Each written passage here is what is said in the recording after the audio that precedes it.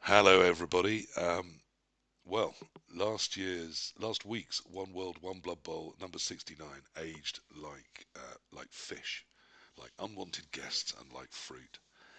For 2 or 3 days, it was incredibly current, and I hope you listened to it. It's still everything we said is still actually relevant and true. It's just the world decided that this week Blood Bowl was going to go.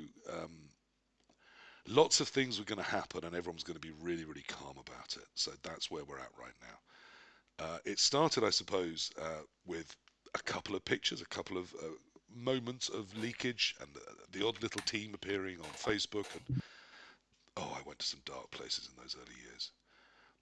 I went to 4chan. I mean, let alone Reddit. I went to 4chan and saw some things that no man should see, which is the new season 3 rulebook. Within a couple of days, it was all out, and then there were no stars. Someone even did a couple of videos. I think the Artemis Black did a video saying that in the rulebook there was only going to be 16 stars. And sure enough, there were only 16 stars in the rulebook, and everyone was completely fine with that and thought that was a really good idea. And then Games Workshop, as they'd always planned to, decided they would release a PDF 2 weeks ahead of the official launch of the new season, detailing all of the stars and all of their changes, and hence giving away all of the skills, which was absolutely the marketing plan all along, and definitely wasn't a response to anything that had happened in terms of the leaks. So everyone was fine with all of it, and really everyone is super calm. And definitely don't go on Facebook or Reddit if you want to still think that's true, because no one is fine with it all. No one is calm. Incredible amount of things have happened. Everything is different. In the last one, I do now look either wise or just stupid enough to speak enough that some of it comes true. Because I did say keep your eye on the fact that they said every roster's going to have changes, not just the ones that are being redesigned entirely for the benefit of Blood Bowl and not at all because that's what fits what's in the box. Um, and here we are. So we've got the entire rule set, we've got everything, and we need to talk about it. And in case you haven't been on Discord living under a Blood Bowl rock all week, I want you to feel informed as to just what's going on. But goodness me, there's a lot of it. So I've invited what I think is the best people to talk about that, which isn't me. I've done a lot of looking at it and thinking about it, and I've seen a lot of rule set changes. But I'm not as smart as some of the people I've added to this discussion. So I've first of all asked on Jleave. Welcome back, Jleave. Say hello. Hello, good to be Uh, back. Excellent to have you on. A man I credit with fully cracking season two. So that was time well spent. Yeah, I think it was worth it. Okay. And They've honestly, your fault season they've thrown it three, all away. They it's not going to be too specifically different. said You now that just, you've worked it all out, it's over. Is it your fault? no, because I wouldn't say I've worked it all out. Just you Okay. Well, no, would. they did. They did. They said because season two and Blood Bowl is now solved, we're going to throw it all out and start all over again. I think that's on you. So I think if there's everyone's two upset, skills that I don't have fully worked out yet in season three, and I haven't okay. played a single game of it yet. So now you've broken this one. Do we need a season four by Exactly. Christmas? Is that what you're telling me? Yes. So Jleave, obviously, because that's the sort of person he is, put an enormous amount of work in and congregated all the stuff together, put it all into a big Discord, congregated it all into a what's changed and why and everything else. And we all thought, hey, well done. And then I spotted someone had done it better. So I asked them on. Hello, Nazgob, new to One World, One Blood Bowl. Welcome on this evening. Hi, good to be here. Lovely to have you on and overdue. Now, Naz is one of those people who is the bricks and the mortar of your Blood Bowl. He is responsible for the tournament series that's going on in Britain, the website that runs all of that, and so much more. Just in terms of the stuff that you put into Blood Bowl. So explain yourself. Who are you? Why are you here? Right, okay, so firstly, I'm not saying that what I've done is any better than what Chetlife's No, done. I did. Secondly, I am absolutely not responsible for tournament series as a whole. There are loads of series organisers. I handle the Southwest. But yes, I've sorted the website for that. I'm involved in anything but one. I'm involved in. I've been involved in Thrudball. I'm definitely still very much involved in Squad Chaos because I'm one of the Yeah, captains. absolutely. I'm kind of all over the place. I've been around for a while at this point. As I said to someone earlier, I'm now old. Yeah, so it's excellent. I can introduce you quite briefly, and everyone should more or less have heard of you or know who you are, or Yeah, of because of the course. things you've just said, Everyone knows who I have a little hook to hang you on, which is brilliant. But also, on that wonderful website of yours, you have put together a complete guide to more or less everything to do with this rule set, haven't you? If people just want something nice and visual in terms of their race and what's changed, they can go there, and it's a visual, easily available thing that we're going to show and talk about in a bit. Yep. am. Absolutely. Cool. And it's that sort of work that I think needs rewarding and needs people to shout your name. So welcome to One World, One Blood Bowl. I'm aware you have your own podcast, and it's a very, very good one. So we'll have links to that as well. And then I thought, that's brilliant. I've got me, I'm a bit of a shouty idiot, and I'm with opinions, and I've got two very knowledgeable people that have put an enormous amount of hard work into understanding everything to do with this new season and all of the changes. For balance, I need another shouty, opinionated idiot. And fantastically, JimmyFantastic was free, so welcome to the show. Always lovely to have you here, Jimmy. Hello. There we go. So the four of us are going to talk about this rule set. Jim is absolutely, definitely going to have loads of opinions for you because that's what he does. First up, I want to talk about the actual leak itself and how it happened and what motivated you to, because I'm a feelings kind of guy. So Naz, how did you feel when we started getting the images? What did it make you think? What's your big overall take from that happening? So the first thing I saw was the Dwarf release. I've played quite a lot of Dwarves, and to be honest, I was actually quite excited by the changes until I started doing some maths and realising that it kind of sucked. Yeah. But my overall, I am just really excited. I'm absolutely buzzing, and I'm really looking forward to Tuesday when I actually get to play a game. Okay, So, what made you think I need to put all this together and get it out there for the world? Part of it is purely selfish because there was so much, and I was like, I need to keep track of how this stuff is changing because if I don't, I am not going to be able to handle this very quickly. And then it kind of escalated from there as, oh, actually, this is quite useful and I probably ought to share it. And yeah, I may or may not have been the best employee this week, but these things happen sometimes.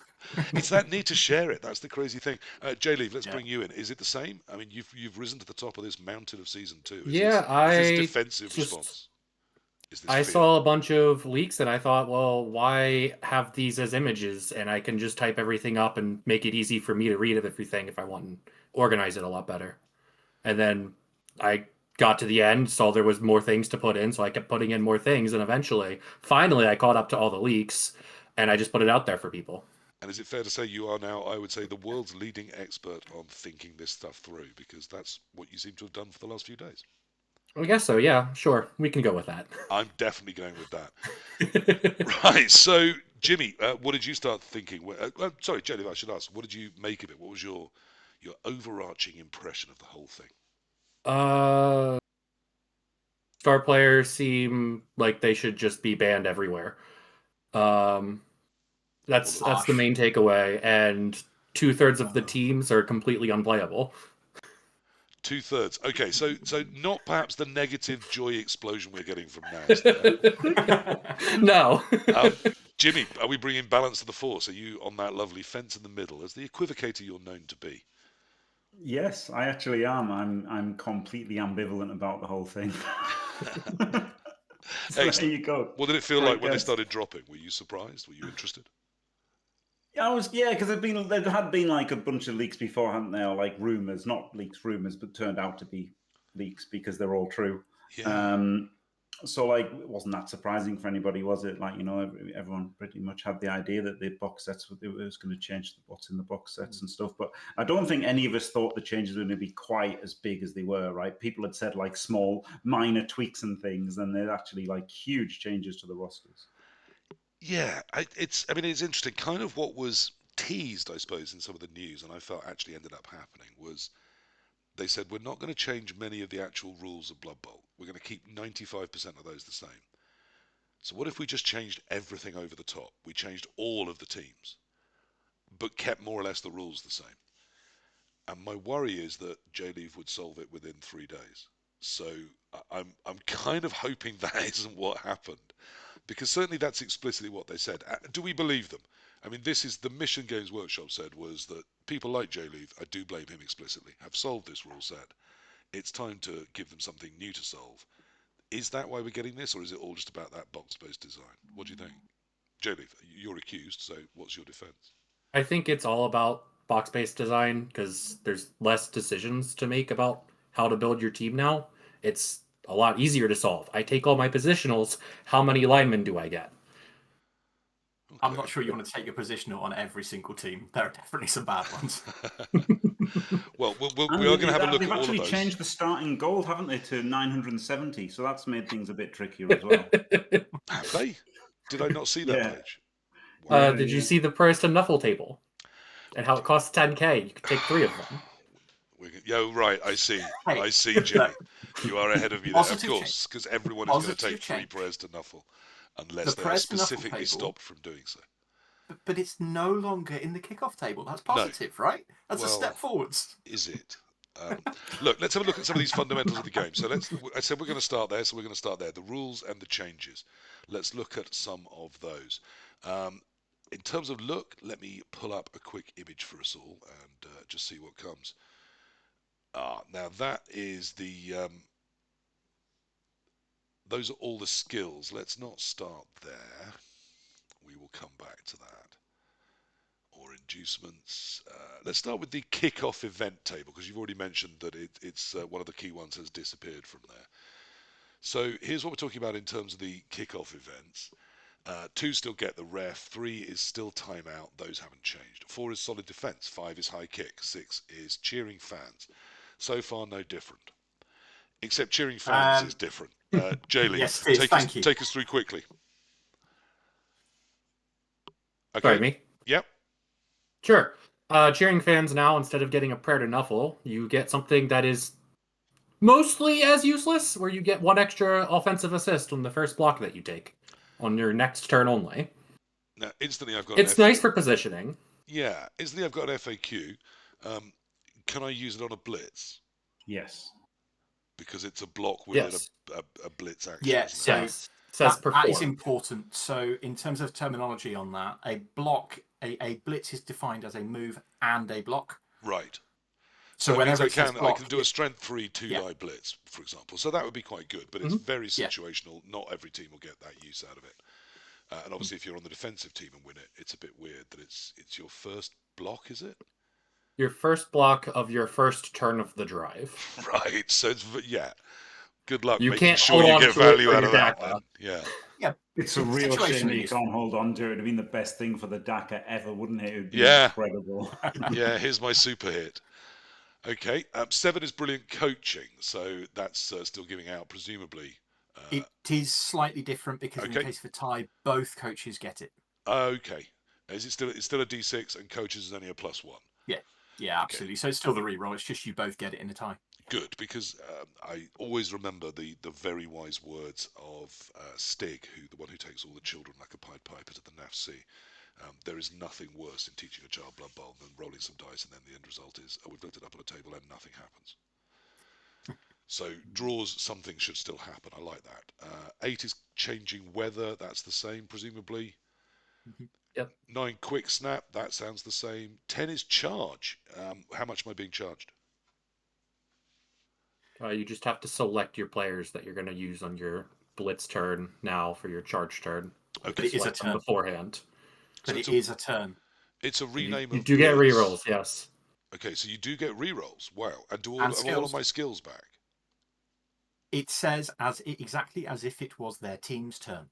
Right. So that Also, should be... Bloodlust currently doesn't end charge because it just says if a player falls over or is knocked down. Not if a turnover happens. I just need to point that out now. Okay, so there's already an errata crack that does need solving. See, I knew you'd have this broken. This is why you're on the show. Yeah, Vampire's got a buff. Excellent. No, I mean that's still that doesn't. It's exactly as if it's a team turn, isn't it? So come on, don't rules lawyer for the sake of it. And obviously the rename to charge. Are we all fine with that, or are we all old men shouting at clouds? Jimmy. No, that's it's a good renaming. Jimmy. It's a stupid rename, but sure, we'll get used to it, won't we? I mean, yeah, it's always slightly weird, isn't there? There's a blitz action and a blitz kickoff result. So for there to only be one of those, now we've only got blitzer to muddy the waters. I guess we'll all have to get used to charging, and possibly we can now rush on our charges because it may be a team turn. 11 looks new. Dodgy snack. What's that about? Have they solved this person getting sent off for the whole game that everyone hated? Surely. It's not worse. It's not worse. It's not worse. Jleave, surely. Come on. It was one of the easy goals. It's interesting. The success state of your player not getting sent off is worse for a longer drive. But your player getting sent off is better if it's the first half at least. Okay, so they're off for the drive. Right, they're all for the drive. Okay. Yeah. And on a So So it's on a still just 1 as terrible in the second half. right. Yeah, so on a 1, you're kicked off for the drive. Yeah. On a 2 or more, the player reduces their movement and armor value by 1. Point of order, if Wow, that's pretty bad though. Okay, Naz, go ahead. No, I was going to get excited, and then it's not. It is a bit naff if you pass, isn't it? It's not great, but it's still better than throw a rock. Yes. I mean, that And is yes, a low that's bar. going back a few editions, but it's still That is a better. low bar. But having your legend Pestigore killed before the game starts for no reason is Yes. Yeah, but that's presumably hard I to can't use an Apo or a bribe or a call, Nope. get the ref or anything on this. So I've still got no ability to appeal someone who's just off for the drive. It's only one drive, not the whole game. God, it was such an open goal, wasn't it? Yes. Am I yes, it wrong? was. Is this a huge miss? Yeah. And then 12 is a pitch invasion, which looks the same. Okay, so the kickoffs aren't that different, but there's a couple of little tweaks, and it seems they're a bit shit. But Nuffle, prayers to Nuffle, they've gone, right? They're history. Or is that why I kept common inducements up as one of the early pages? Because I think it's now worth mentioning them, isn't it? The prayers to Nuffle aren't dead. They are insanely overpowered. Tell me through it, Jim. Yes. Well, I'm sure you can put the graphic on, can't you? And people can see, but there's like about half of them are pretty impactful. And, they last the whole game now, right? You can just choose to give a player Mighty Blow for the whole game, of your choice. Like, that's the best one. And that was always for the whole game, though, wasn't it? Interestingly, No. the moles have been trained, haven't they? The moles now only apply the -1 to the opposition. Yes. So someone's Yeah, been. I missed that one. So I want to know who the mole wrangler is that's been going around the Blood Bowl stadiums training the moles. Yeah, that's really good, isn't it? Your opponent's in a blizzard, you're not. And in progression, like the useless ones for NAF will still be fine, right? You'll get some extra SPP. So like it's even the ones that are like useless, completely useless for NAF style, they'll have some effect as well. So we thought they might be getting rid of these, but instead, look, there they are. 0 to 3 prayers to Nuffle on the inducements table, 10,000 gold pieces They are each. so cheap. 10,000 gold pieces. Well, how were they priced in? Jleave, Naz, you two understood things. How were they priced into the last rulebook? Were they priced at all? You needed to not take 50k of your petty cash that you were given to get one prayer to Nuffle for the first drive of the game. Okay, so 50k was their sort of nominal value under the last rule set. Yes. They've mostly not changed. A couple have got some minor buffs, and now you can get them for 10k each, but you can only have 3. So instead of 50k, you get 3 of them and a coach. Is that a better deal? Yes. Yes. Jimmy, is it better? Yes, major buffs. They're not even minor buffs, they're major buffs. It's Mighty Blow for the whole game. So, I mean, I suppose if I'm on a NAF tabletop, I can expect the tournament organizer to say, of the inducements you're allowed, the prayers to Nuffle are not on the list, yeah?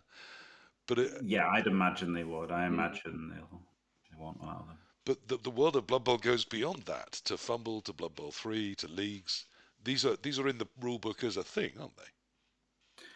They are, but league commissioners can do anything they want, can't they? So I've already asked Cyanide to make prayers to Nuffle like an optional inducement. Well, you're the corporate man now, so let's hope they listen to Jimmy the Fantastic. Okay, so there's a couple of other minor changes here while we're on the inducement page. Let's talk about them. Bribes. You can now get 0 to 6 if you have the bribery and corruption special rule. That's because the dwarves need something to laugh about. Okay, that's a lot, though, isn't it? 6 bribes. That is a lot. That's a lot of fouling. 6 bribes is a lot of chainsaws. It really is. The rest all look fairly normal. Right at rookies always was 150, wasn't it? No, it was 100. No, Was it 100? So that, I Yeah. thought maybe. But then I thought, no, I'm going to say one of those things where I look stupid again. And I just went for it. Look stupid the other way. So, yeah, that's gone up 50. Biased ref price varies. Mercenaries, star players, wizards. There's no problems in any of that, of course. I have a problem with the Halfling Master Chef because you've introduced special rules into the teams, why can we not just have a special rule that is half price Master Chef or a third price Master Chef rather than halfling teams? You've got a mechanism for using it. Use the mechanism. Because we may have other types of halfling team in the future, maybe. Yes, but they could also have the special rule. That's the point of the special rule. Chaos halflings. Exactly, but then they could couldn't have have the the rule, halfling though. special rule. But they couldn't have the league, right? They've changed the rules. They've changed special rules in teams, haven't they? They've separated. Yes, them. but you can have They multiple have. special rules on your team. You can only have one league on your team. Yeah. Only one? I thought there was at least one that had 2 leagues. You have No, have it's one all. or the other for everything. I see. You can no longer mix and match your Griff Oberwald and your Varag on ogres. Yeah, you can't run both of them. That's a good the thing. ore is doing such heavy lifting. It's really vital. It completely alters the way stars work. Now I'm more excited about stars, but anyway, we'll come back to that. We will come back to stars. It's because, important. Yes, I mean they are. Everything is important. That's the problem, and there's so much of it. Okay, so getting back to, we've done the kickoff table. Let's have a look at, and we've had a look at the Perez to Nuffle. There's a couple of other sort of rules we need to understand before we talk about teams and things as well, isn't there? This is the cheat sheet, which actually looks better under this magnification. Now, it's still a bit of a blurry one, but most of the stuff you'd expect to be on there is on there. There is some mechanical changes to the injury table, notably. It's exactly what you'd expect. 2 to 7 is stunned, 8 and 9 knocked out, 10 to 12 is casualty. But your new casualty table features a increase in badly hurt percentages. 1 to 8, 50% of casualties are now badly hurts. That's obviously a big boost for the apothecary. I say big boost, it's a tiny little boost for the apothecary. 9 to 10 is a seriously hurt.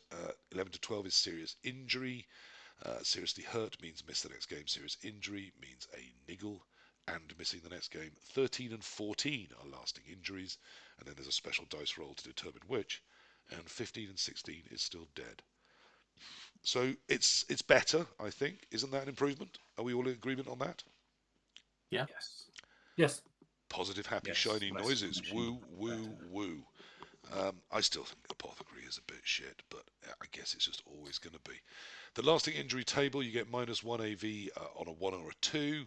Smashed knee on 3, broken arm on 4, dislocated hip on 5, and broken shoulder on 6, which is minus move, minus PA, minus AG, and minus strength, respectively. No great surprises there. The crowd can still injure you. No great surprises there. Stalling is a thing, and the crowd can stop you doing it. No great. What? No. What? Now, a wise man once said, I think his chest was purple, and his beard was long. A wise man once said when they brought the concept of stalling into the rulebook in Season 2, this is but the crack in the dam. We will get a rule on stalling. And sure enough, it's here. Jim, you're presumably very happy with this. It looks a balanced, fun thing, doesn't it? No, it's terrible. It's the worst. The worst thing about the, joint worst thing about the rules. Okay, it sounds like that's going to be a crowded field by the time we get to the end of this. Naz, can you explain to me what's going on with stalling? And then Jleave. Oh no, so I actually break disagree. I don't think this is the worst thing. Good. So explain it to me. So stalling is very simple. It's if you have the ball in hand in a player who can score without rolling any dice, and it does not score, you are stalling. Roll a dice. If the dice is higher than the number of turns that you are on, so if you're on turn 5, if you roll, is it equal to? Jleave, Equal to or greater. Equal to. So if it's turn 5, you roll a 5 or a 6, that player is knocked down. Yeah, done. So knocked down it's or not knocked a turn, out? is it? Knocked down. Okay, so presumably that means an armor roll and then a possible casualty. Absolutely. Yeah, okay. The thing which is slightly unclear is how this interacts with a 6 is always a success. The way I would read that is a 6 is always a success. No, 6 is not always a success. Oh, so you could stall on 7 and get hit on a 6. No, Jleave, that's a fundamental rule of the game. Oh, it is No, a it's fundamental rule not. of That the is a game. fundamental rule of agility tests and passing tests. This is not an agility test or a passing test. Yeah. Okay, for this, I think we actually need to see some angry faces because some of these people don't often experience emotions. That's an angry Jleave. There's an FAQ If you see that in the wild, back away.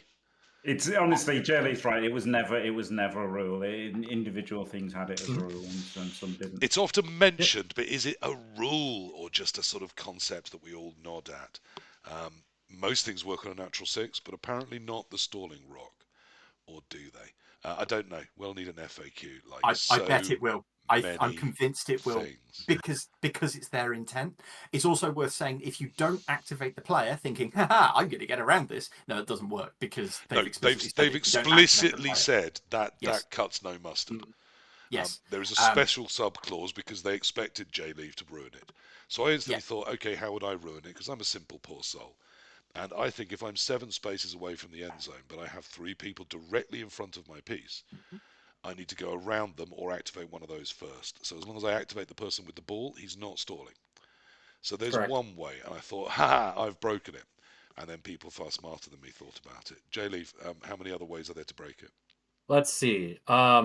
Just directly in the rules, you can hand off or pass and not end up with the ball at the end of your action. That counts. So if which I means run that to I can someone declare that's already moved and then hand it off to them, they can't declare, so they can't be stalling. And the person that's handed off was stalling still, weren't they? According to the rules as written. Right. They were stalling. They are no longer stalling since they don't end up with the ball. No. They'll be knocked over. And it's not clear if that's a turnover because they're not carrying the ball. As long as you declared a pass or a handoff and you end your activation with not the ball, you were not stalling. Oh, brilliant. So I can just 2+ every turn. Yes. Okay. You could declare a pass action or a handoff action and then use Fumble Rooski to roll no dice and not stall. But hang on, I don't. Yes. I mean, but if you declare a move action with Fumble Rooski, we'll get to the stupidity of some of the new teams and how they solve this in a minute. But if you declare a move action with Fumble Rooski and drop the ball, you are stalling. So make sure you declare your action correctly. I mean, this sounds like hard work and things I've got to think about. Yes. Is there a way to this sounds like this? very, Is there a way to just avoid not this thought through without overlaps? hard work and things to think about? What if, for example, while my 6 or 7 Dark Elves are stalling, I've got one down the other end of the field that got left behind. Could I just stand him up and do some 6+ dodges till he fails? Absolutely. And then not have activated the ball carrier and that be fine? That's correct. Can I point out this rule is completely bullshit and there's holes in it a mile wide, but it's going to be a huge inconvenience to how we all play Blood Bowl. It's so much easier than that. Okay. Just play vampires. Play vampires. I do because some of they that. have bloodlust. Right. So as long as the vampires carrying the ball, they can't stall. And strangely, the vampire will always carry the ball because you're using vampires. Yeah, that's true. But also, strangely, the vampire will rarely stall because he's a vampire. Also true. I mean, if you're carrying on an ogre team as well. Yeah, I did draw a game as ogres at Thrud because I stalled for turn 8 when I really didn't need to. And then I almost pushed him in, but the last one didn't quite work. So, yes, it's completely stupid rule, very avoidable, very broken, but very difficult. It's a win for Facebook. There you are. There's the plus side. The people on Facebook will be really happy. They tend not to like stalling. Reddit love it. Okay, so and this is the massive optimist coming out, and I know exactly how certain people are going to respond to this. But if we take this piecemeal and go, actually, I don't want stalling, I don't want President I don't want this, and then we accuse GW of not doing playtesting. Well, if we're only using part of their rules, how can we complain about them not playtesting? Oh, I mean, I will play it because they're in the rules. But that doesn't mean I won't have to do things like wildly stupid pass that are stupid because they're in the rules. But we always love a new barrier to entry for new players, and that's what this stalling rule is. They did. That's another highlight. While we're talking rules, they took wildly stupid pass out, didn't they? Yes, they did. So come on, that's a win for common sense. Yes, that is quite a win. There's going to be a lot more fumbling on the ground where you try to throw things from, but at least there's no more wildly stupid pass. Intercepting is easier as well because you haven't got to deflect anymore. It's just a straight intercept, which is what it always should have been. That again was a stupid rule. You now only have to roll about 5 dice. Jim, let me say what they should have done with that is they should have kept deflections and they should have said like a deflection is -2 to the roll. And an intercept is -3, and you can just choose which one to go for. That would be great. And then you can use catch on the intercept, but not on the deflection and stuff. And then that would be like realistic, right? You could go for an easier deflect more chance to interfere with a pass, or you can go for a harder catch. Like that was it. They could have kept it. They just had a rubbish rule before. Like they had an insanely terrible rule of convert a deflection into an interception, which was just stupid and completely against, if anyone's ever watched American football, it's a nonsensical thing. So yeah, that was terrible. The old rule was terrible. So it's good that this has gone back to what it was, but they could have still kept deflections if they'd just done it. Yeah, I am mostly with you, Jim, but I did check out slightly when you said the word realistic, and I just wondered where your line was. Sorry. For me, it's chainsaws. Yeah, I don't think... Chainsaws stunning. If you're fine with chainsaws stunning people, you don't get to call things unrealistic. You know what I mean, conceptually. I do. Conceptually, yes. Okay, we need to crack on. So stalling's a thing, and we all think it's shit. Yeah. Except Naz, who thinks it's brilliant, but just badly done. I think we know that I am slightly taking the piss. Yes. I did warn everyone that you can look back, and if I wasn't lazy, I'd probably try. I did say that it existing as a concept meant we'd have rules creep and we'd get it coming in at some point. Do we think this is here to stay, or do we think people are just going to say bollocks to that? We cross it out for NAF tournaments. Are we going to have to cope with this? I think so. I think you're going to have to learn to do a 2-turn defense. Okay, so you can stall safely on turn 7. So no, because it's going to get FAQ'd, and they're going to say a 6 or a 6. You might be right. You might be right. Now it's definitely not going to get FAQ'd. I think it's not going to get FAQ'd to that, because there's you can at least argue there is an advantage of I want to try and score again when you score on turn 6. You don't have that when you score on turn 7. Here I am trying to bring peace to the world, and I'm sowing division. I can't live with myself. Right, so nothing else is different though. Fouling, earning star player points, those can't have changed surely. So all the rest of that is completely normal and completely Well, they have changed a little bit. Oh, what? Well, you can earn SPP for catching the ball on a pass. You earn SPP if you are the thrower and your ball is caught, not necessarily by the person you were throwing the ball at, just if it's caught by someone on your team. Okay. Getting thrown and landing gives you an SPP, regardless of if it was a superb throw.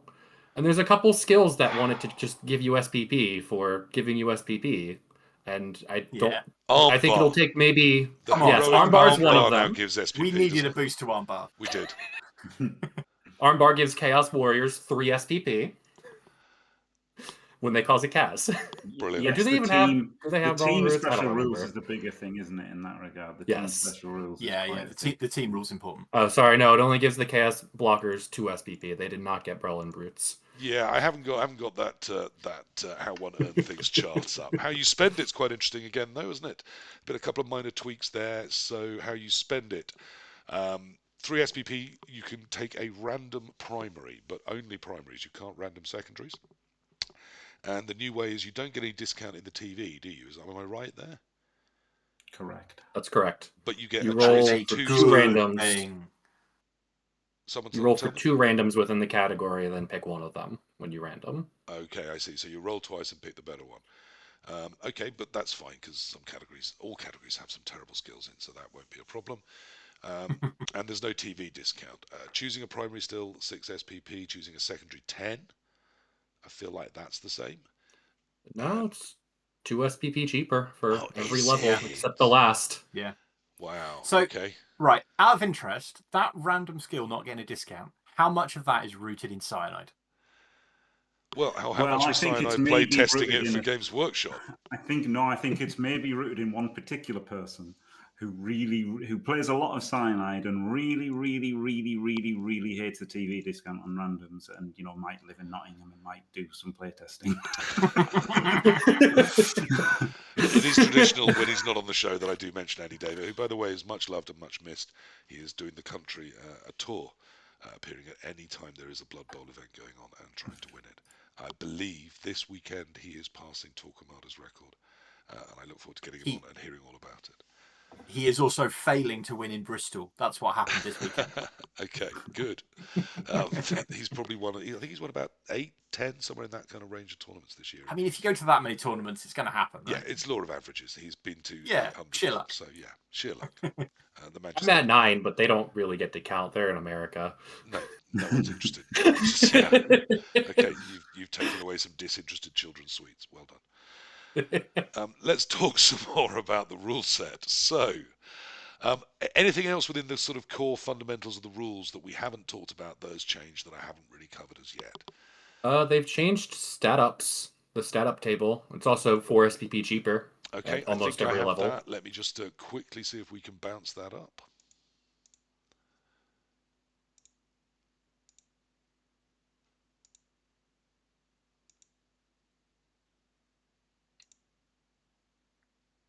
Yeah, there's the prices for them. That's what you mean, isn't it? So primary is 20, secondary 40, plus AV is 10, MA is 20, passing is 20, agility is 30, strength is 60. So agility's come down 20 and so has strength. Are the rest changed? No. Everything else is the same. Yeah. But of course, skills, we've got the elite skills now, haven't we? Of block, dodge, guard, So- mighty blow. But they yeah, are- but I actually they are think that they 10. need to make their way into the rule sets. I think that's really important. I think that should be a thing that TOs enforce. Yeah, Well, the rulebook actually we'll has a talk about that. recommendation. I mean, that was going to be the next area I moved to, so let's do that. Let's talk about the skills. It's going to be the last visual aid I promise of this type, which are the actual leaked ones. We do have Nazgob's site that we're going to look at in a minute. But in terms of the skills, we have all the categories and all the skills that are in them. So let's just quickly bounce through because most of this is going to be very similar and we're going to understand it. Like I said, the mechanics of the game don't seem to have changed that much. Agility has catch, diving tackle, dodge, defensive, hit and run, jump up, leap, safe pair of hands, sidestep, sprint, and sure feet. That's all normal, isn't it? No changes there at all. Hit and run is insane. Best skill in the game. Okay. So yeah. We're used to it on I got Amazon's. excited. Now it's just an agility skill. No, but it's great because you can take it as a secondary on like the bash teams. It's amazing. Some bash teams. Yes, Some bash there teams, is a not all limitation. bash You teams. can't take it on frenzy pieces, I believe. Can you? Correct. You cannot yes. take it with frenzy. Yes, honestly, the best thing they did for the health of the game in this edition was not combining hit and run with frenzy. But I'm also really sad because hit and run werewolves would have been like the most fun possible playing Blood Bowl. Hey. Yes, maybe a little bit OP, but that doesn't seem to have stopped Yes. lots and lots of other things. Yeah, you're only 14 SPP away from a natural one-turner. Rolex is saying diving tackles better. Naz and Jleave, any news there? Yes, diving tackle, you get to wait until your opponent commits to their agility roll. Right. Before deciding to use it. So there's no longer, the elf has rolled a 2, would you like to use diving tackle? Oh, the elf has rolled a 4, you're on the ground and they're not. I see. So if you diving tackle, they don't get to use dodge, for example, and have another go at that. Well, they would have to choose if they want to use dodge first. Right. Yeah. Okay. So you could use it for a guaranteed turnover. It's basically the same as it always was. The odds of escaping are the same. It's just that you never end up on the floor doing nothing. Right. That's the change, right? I see. Yeah. I see. Okay. Well, I mean, that sounds good because it or that elf could roll a 2 into a 1 and you're standing and they're not. So any both of you mild on the buff ground. sounds like a good thing. We'll leap over the next category for a minute because obviously it's the new one. General, nice ordinary stuff here, so this will all be fine, won't it? Block, dauntless, fend, frenzy, kick, pro, all the same. Steady footing. What's not the same? There was some chuckling. Am I missing something? I'm sorry. I can't help but laugh about steady footing because it's so bonkers. I was going to say. So the next sort we've got steady footing. I was going to bring up dauntless real quick because that needs an FAQ. Okay, what's going on with dauntless? It's unclear what happens with horns or multiple block, which order those happen in with dauntless. Of course it is. So if you have a dauntless horns goat blitzing a strength 4 player, I don't know if you actually get 2 dice or if you just don't roll dauntless and get a 1 dice. At this time unknown. You have unknown numbers of dice. This time yes, I don't know because they've changed the wording so to make it seem like you get horns after dauntless. But I don't know. Can't you also only use one not. skill on any one thing, or was that several? No, that was years ago. That was years like, ago, was it? 3 or something. Oh, I'm so old. Okay, so Dauntless, we have no idea what it does, but presumably someone at some point will decide, and we'll all. It goes before horns now. Rules as written. Okay. Rules as written, it does. I just don't know if that's the intent, rather. Right. So I can blitz with horns and always get. If I Dauntless hit, I'm getting 1 more than them. So even if I'm strength 2, I've got horns and Dauntless, and I hit something that's strength 12. If the Dauntless kicks, I'm strength 13 for that hit. Excellent. Okay, steady footing, strip ball, sure hands, tackle, taunt, and wrestle. Oh, Right. wow. Let's go Two back things then, have shall we? changed in general. Hang on. Steady footing. Now, we heard about this on Bretonians. It's very simple. It's a ward save, isn't it? Anything time you're knocked over, you get a roll of 6. And if you roll the 6, right, you're no, not no, knocked no. over. All right, easy. Knocked down or fall over. It's important that it has both of those words in there. Okay. Why? Just because it's a wider ward save. If you just said knock down, that only applies to knock down. It just adds extra scenarios where this applies. Fun fact, I've been playing Advanced Dungeons & Dragons since I was 13, and I've only really understood what the phrase ward save means for about 2 weeks, so that's why I'm using it.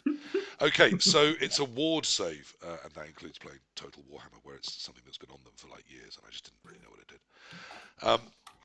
That means it saves you against everything. Is it everything? Jleave, what doesn't it cover? No. Wrestle. Why not? I'm going because doesn't you are cover placed prone. right? Oh. Wrestle, stab, projectile vomit, chainsaws, anything that does something that places you prone, basically. I see. So this is one of these new keywords, is it? There's a difference between knocked down, placed prone, and falls over. There always has been. Okay, good. Yeah. So it saves me against 2 of those. That sounds good.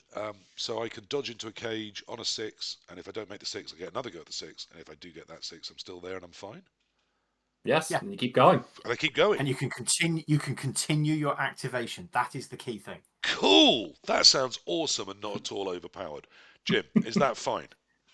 It's fine, yeah. It's not overpowered at all. It's like a late skill, isn't it? Yeah. Not that good.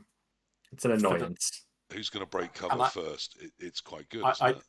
I'd like to point something out that it doesn't say once per turn. Oh, wow. Mm-hmm. Okay, that's interesting. And presumably also when you hit me. So on my turn, it also does stuff, doesn't it? Yes, and when I hit you, if I double skull, I can roll a 6 and not fall over. So we might face a situation, I mean, correct me if I'm wrong, because I'm quite slow, where I dodge into a cage on a 6. Yes. I fail it, but I ward save it, and I still, because I didn't roll a 1, I would fail into the square I'm going into, so that's the one I'm now standing up in and not falling over in. Then I throw 2 dice uphill against you. They come up both down. We both go down. And yet we could both then stand steady footing it and stay up. Well, you're forgetting about if it's frenzy, failing we the can do rush it again. on the cage dive. Yeah, and you're forgetting also about failing the rush on the cage dive and the rush to hit, and then the rush on the frenzy hit because you also have sprint. And as long as I keep throwing that 6, I'm fine every time, and I can keep doing the next thing. Yes. Okay. Isn't this amazing? And not just because the 6 is hard to roll. Or is this just amazing for the chunters of this world? Jimmy, guide me. Is this amazing? Am I wrong? Yeah, Chunter would be amazing. It's annoying, right? Like foul appearance is actually like the best defensive skill, right? Because like a straight 17% is huge. It genuinely is huge. It's the best defensive skill. But the problem is just picking it. You know, you just very rarely pick foul appearance because it just, it's so narrow in its use. Now, steady footing does have it's a bit less narrow, right? With it, you get it on rushes, you get it on dodges, you get it on leaps. So like it's a bit better, really, like utility wise, but it's still just a hard take because there's other things like strip ball and tackle and whatever, right? So like it's just hard to like physically take. Because I'd have to roll a 6 for it to do anything. Yeah, I don't roll 6s. Well, okay. So on that then. Let's say you have the game that I'm looking at playing this week. I'm thinking using Nurgle. The beautiful pesticles. They're going to get better. Come with. I've heard. So they now come with this skill, which is great. So as a secondary, let's give that Pestigore dodge. That means that he now has, he's going to dodge into the cage. That's a 6. I can re-roll that with dodge, so that's a 6. Then I'm going to use steady footing. Then I'm going to re-roll steady footing. Mm-hmm. It is a 51.8% chance 4 of shots rolling at a 6. Yes, more than half the time you will make that work.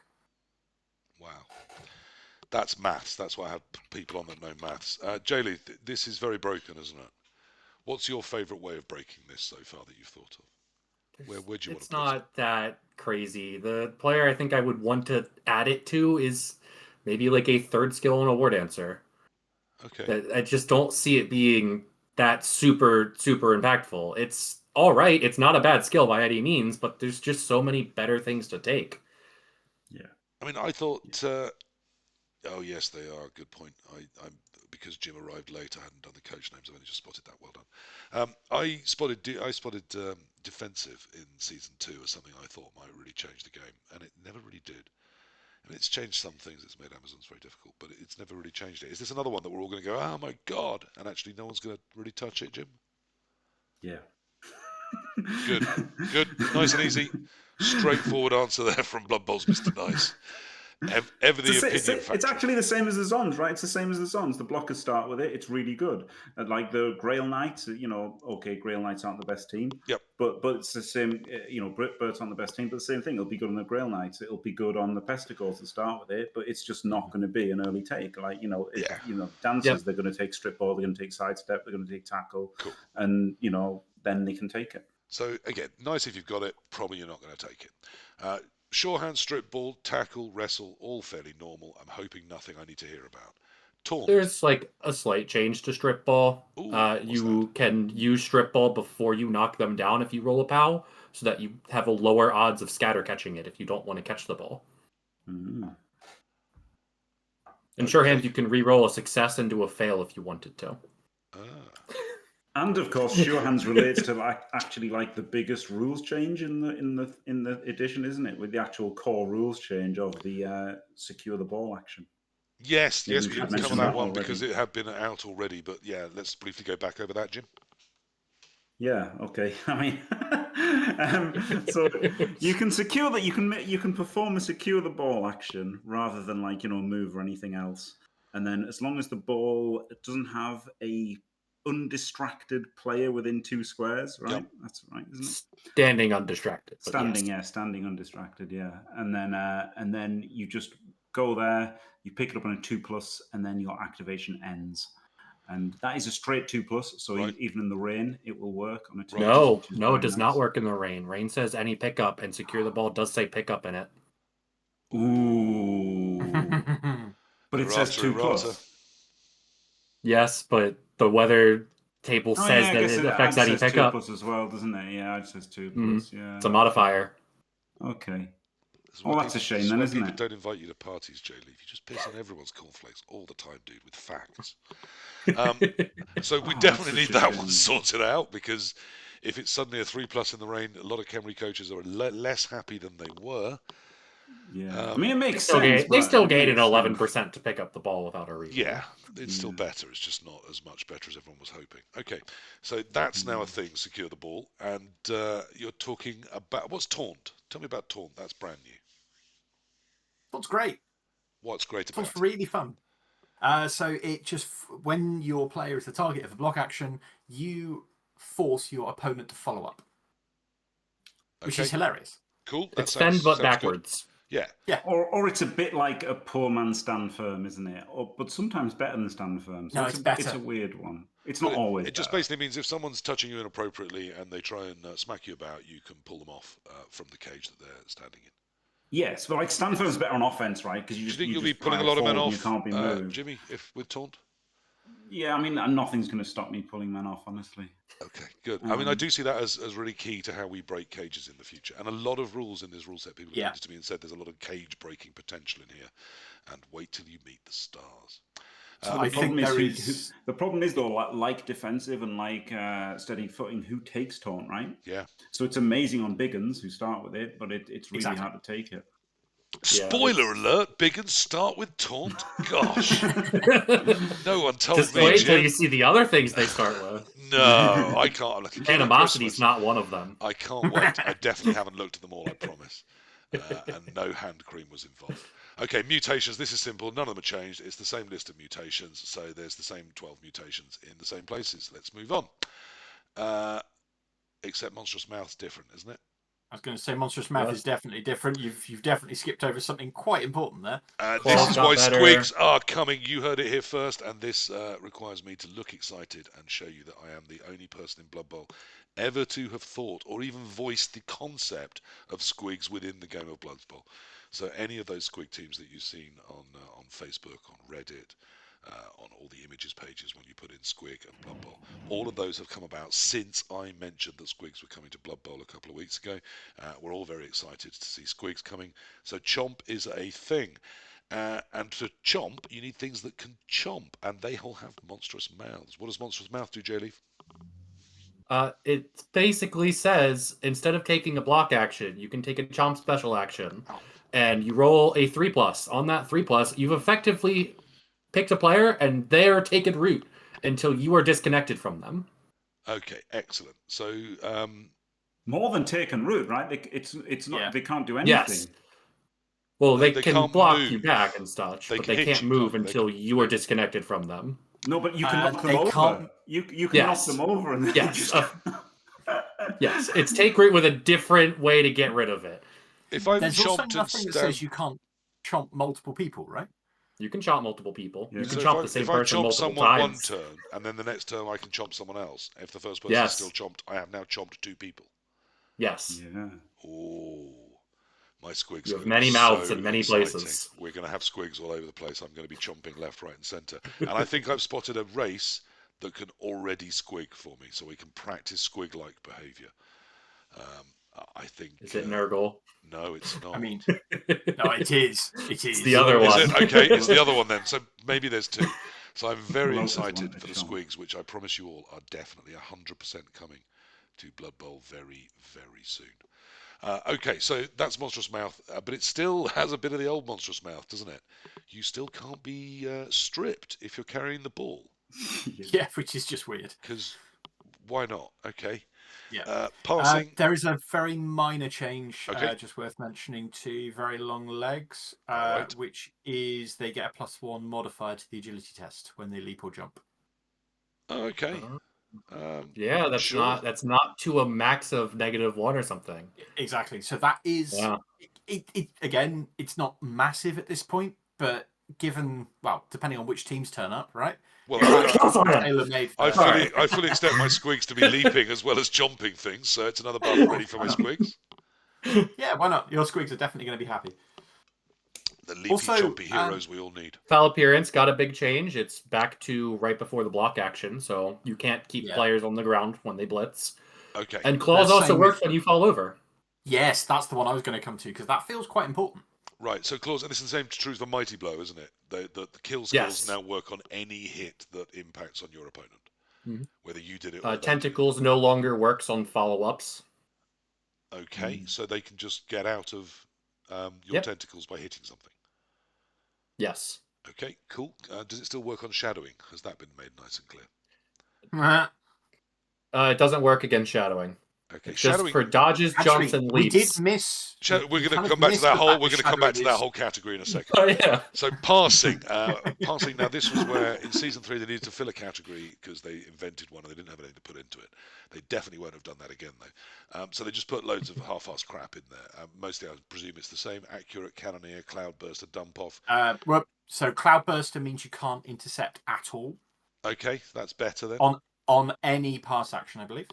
Okay, that is better. Still not good, but it's better. Dump off, give and go. That's the new name for on the ball. And that's also running pass, isn't it? For running pass, and it's also extended to handoff actions. Okay, so something that was never dump off works if you're going to get hypnogazed. Mildly less shit, but only mildly. Okay, Hail Mary pass. Have they sorted Hail Mary pass out? Yes, they've kept it just as terrible as it was. Good. Good. That definitely didn't need it. That wasn't another easy own goal to solve, was it? No. It's been improved. You can now use it in a blizzard. Oh. Okay, but I still can't throw something to the other end of the pitch. Not well. You can declare any square on the pitch as your target. You can fumble. Very likely fumble. That's what you can do. Yeah, you won't wildly inaccurate anymore. Right. Yeah. So the artillery isn't back, and the sit in the backfield, run the catchers, and throw incredibly deep isn't back. Good, because there's another skill that's going to sort that out. We're going to in a minute. So in the second half, we've got leader, we've got nerves of steel, we've got on the ball, we've got pass, we've got safe pass, and then the one that everyone's excited about, the rule changer, the one that's going to sort everything for the elves that were worried, punt. It's not. Jimmy, punt's going to solve everything, isn't it? You'll have a dark elf like I do. It could have done, right? It could have done. It's a weird one because it had like, you know, the concept of it is you punt the ball forward and you don't turn over. So like that opens up a lot of things that can happen if you can do it reliably, but it's completely ridiculously unreliable. That's the problem. Okay. It can cause a turnover by going to the crowd. It's really inaccurate. It doesn't go very far, and it really varies how far it goes. You can really only use it with kick. And then there's one player again, like one player starts with it, which is the Dark Elf runner. So you could give a Dark Elf runner kick, and then maybe, you know, which is an okay split, right? Lots of people like kick on elf teams. It gives So it a it's bit not more games. value, does it? Kick wins games. Okay. Yeah, so it's not terrible to give it kick. So as I understand it, if I punt, I get to use the scatter template to decide whether it's directly forwards or 45 degrees to one side or the other. Am I right so far? Yep. Yes. I roll a d6 and that decides which of those three it is. So it's a 1/3 shot for each one. So that sounds shit. So it's a 1 in 3 odds of going in the direction I want. Presumably it goes quite a long way. How far? 1d6. 1d6. Yes, 1d6. it'll go one tile Okay, most of the time. 1d6 plus what? 0. Just 1d6. Yes, 1d6, and then you can still pass the ball later. Okay. And it's not a turnover as long as it's not in the crowd or not caught by an opposing player. Yeah. Okay. Correct. And if you've got a kick, you can re-roll either of those dice. But Either or both. Or both. Yeah, either or both. Yeah. Or both. All right. Well, So kick does make it half decent, maybe. yeah, maybe. Yeah. Someone pointed out to me, is this true, that if I stand at the back of my field and I turn around and throw it into the crowd, even though it will end my team's turn, which it wouldn't if I'd punted it, it'll go twice as far? Because it'll then be a throw-in that goes 2d6. Is that right? Yep. Okay. I mean, yeah. So there's ways already of using this rule to do things it wasn't intended to, and it's a bit shit. But it does buff kick. Okay, so that's kind of a thing. All right. That sounds awful, and like I would never Don't know if take it counts if that counts as a buff for kick. Yeah. All right. Fair point. Okay, so passing is pretty much the same. It's full of chod, and there's more or less nothing there we're going to want to take, unfortunately, and the new one there is just as bad. In terms of strength skills, presumably, again, not much has changed here. We've got armbar, we've got brawler, we've got... Whoa, because already stuff is different. Okay, what's changed with armbar or brawler? Armbar generates star player points, right? Yeah, but is it any better at doing anything? Hey, No. it generates star player points now.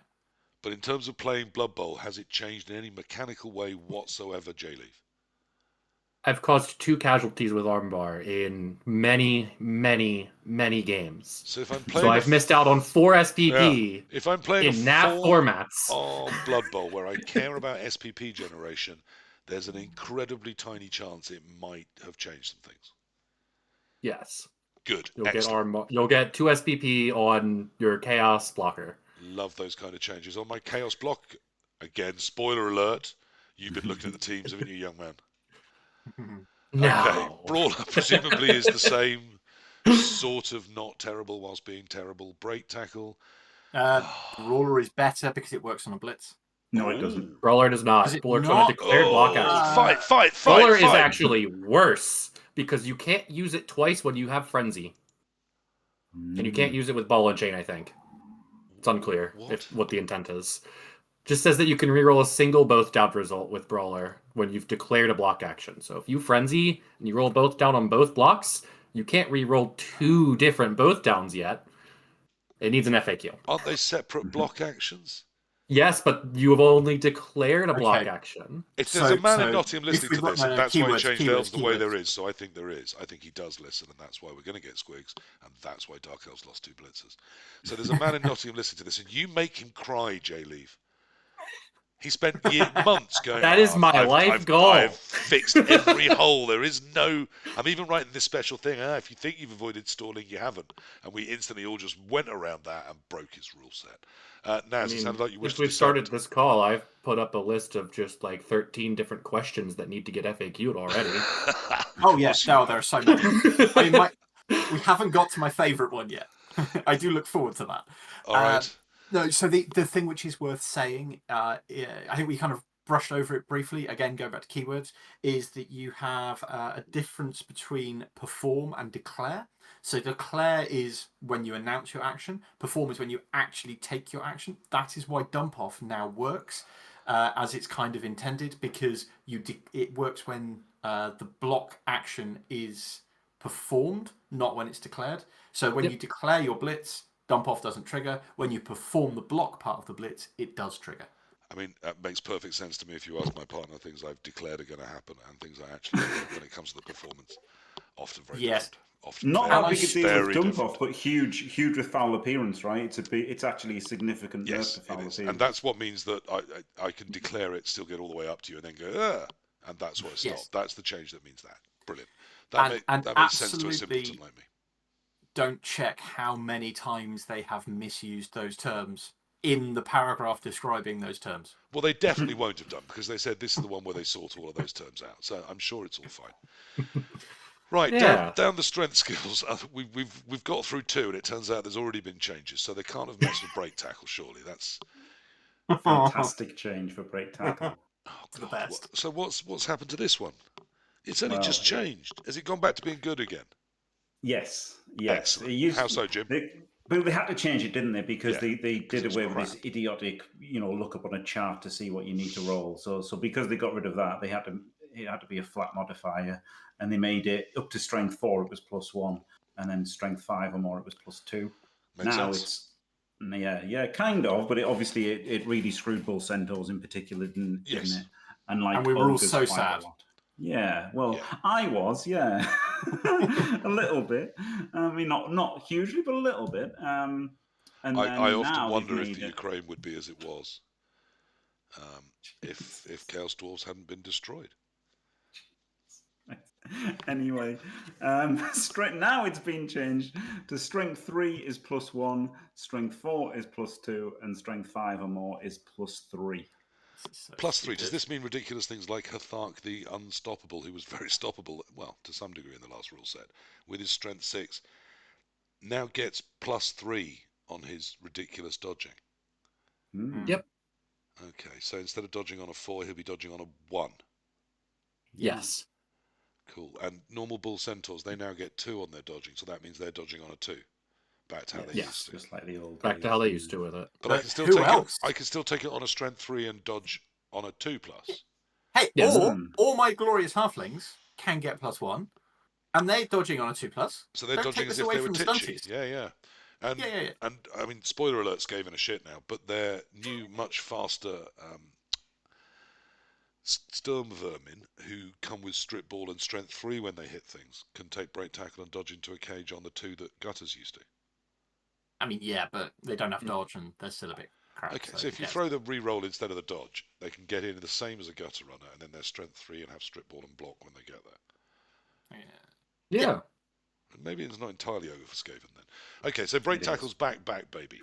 3 strength skills. Come on, we're piling through. I need to get to the interesting ones in Devious that have changed. So strength must be very quick. quickly. We're about to get to the most interesting skill. But it's not. Yeah, Jleave is excited. Go, fine. I'm not excited. I cannot run how much break tackle is broken and stupid, and why do vampires get to dodge on a 0+? Carry on. That's a good point. Good point. A break tackle. Or vampire. Amazons. Yeah. Why does the blocker get +2 to dodging? Oh Jesus. Dodging on a 1+. Oh no. Wow. And they come with strength access. I didn't think of that one yet. They come with strength access. Yes, they do. As do the vampire. Oh, Jleave, I'm horrified that you haven't thought of that. I've thought about the vampire one, and I've realized, wait a minute, vampires don't dodge. Yeah, they don't need it. They've got hypnogaze. But strength 4 Amazons dodging on a 1+. 1+. Yep. Oh no! Just into your cage better than an elf can. Meanwhile, dwarfs can't dodge. Just none of them. It's just, I mean, dwarfs can't anything.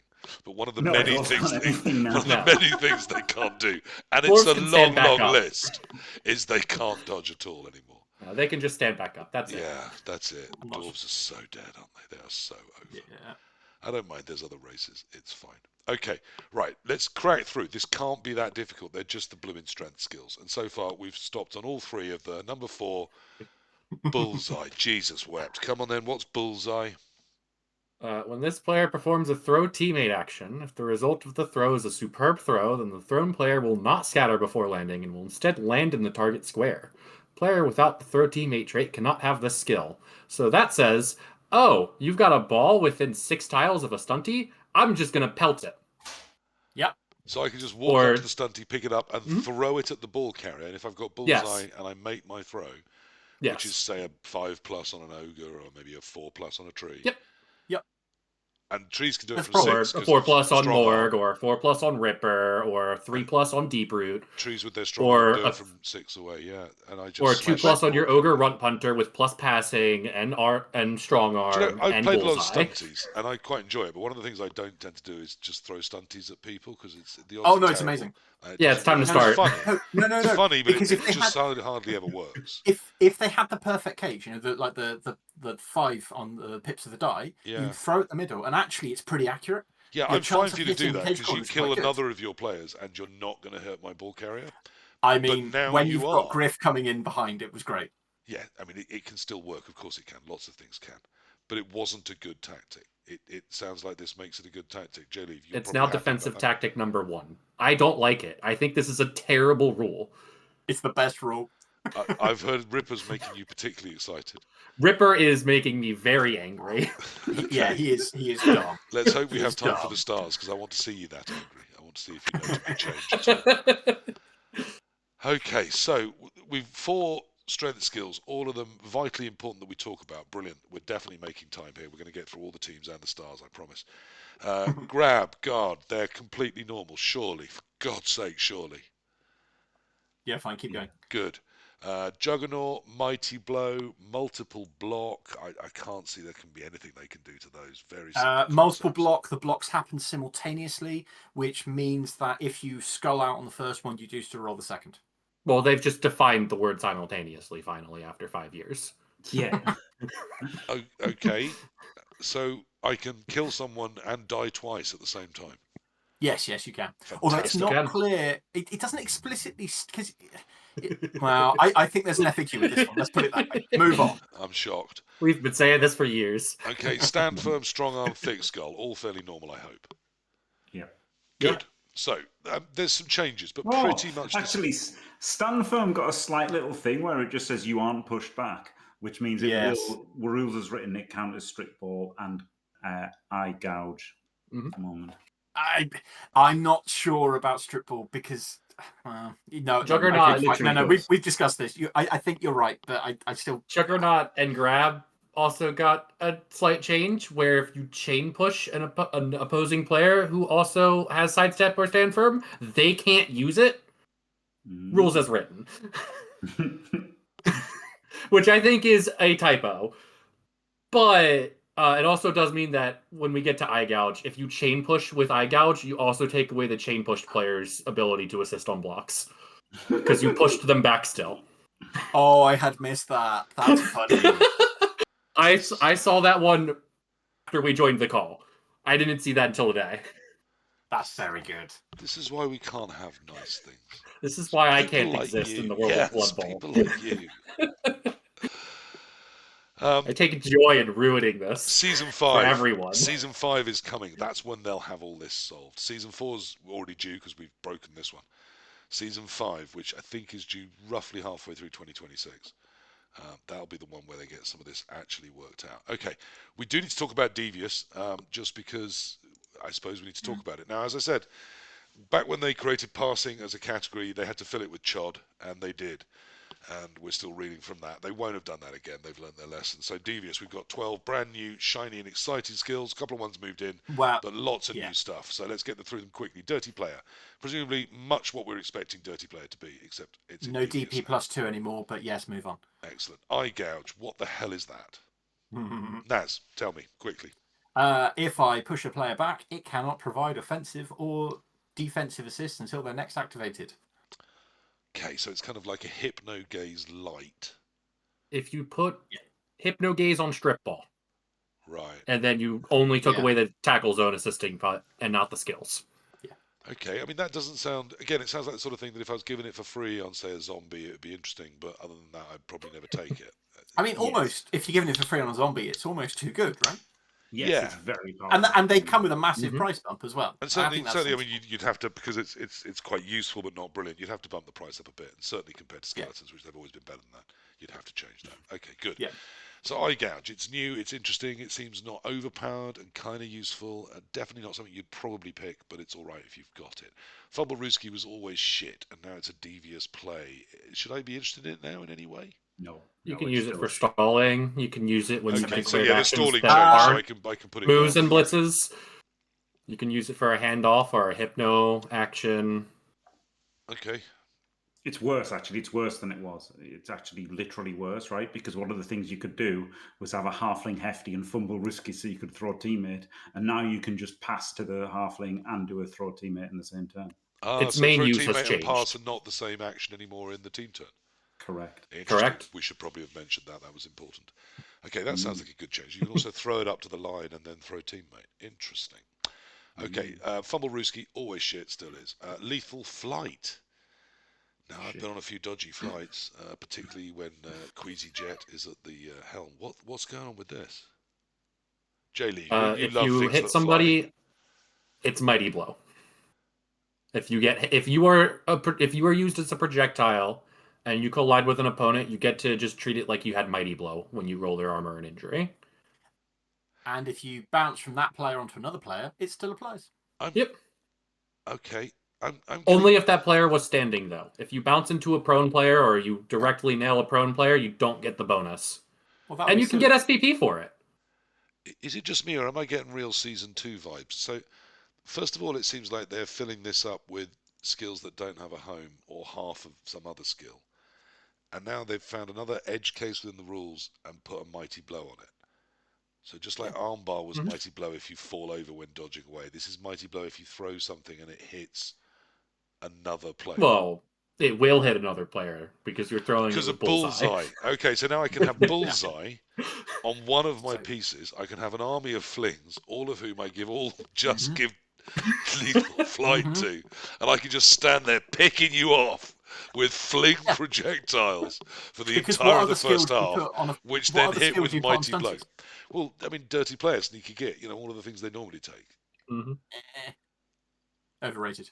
Well, you can do it with goblins. You can't really do it with halflings. They don't get easy access to devious skills. Surely they do. They're halflings. Spoiler alert. No. Okay. Right, so it sounds like Lethal Flight is another edge case. If you're playing for it, you might love that it's there. If you're not, you probably won't ever realise it's there. But surely there's some good stuff elsewhere within this. We then come to Lone Fowler. I know you love things dirty, Jimmy. Tell me about Lone Fowler.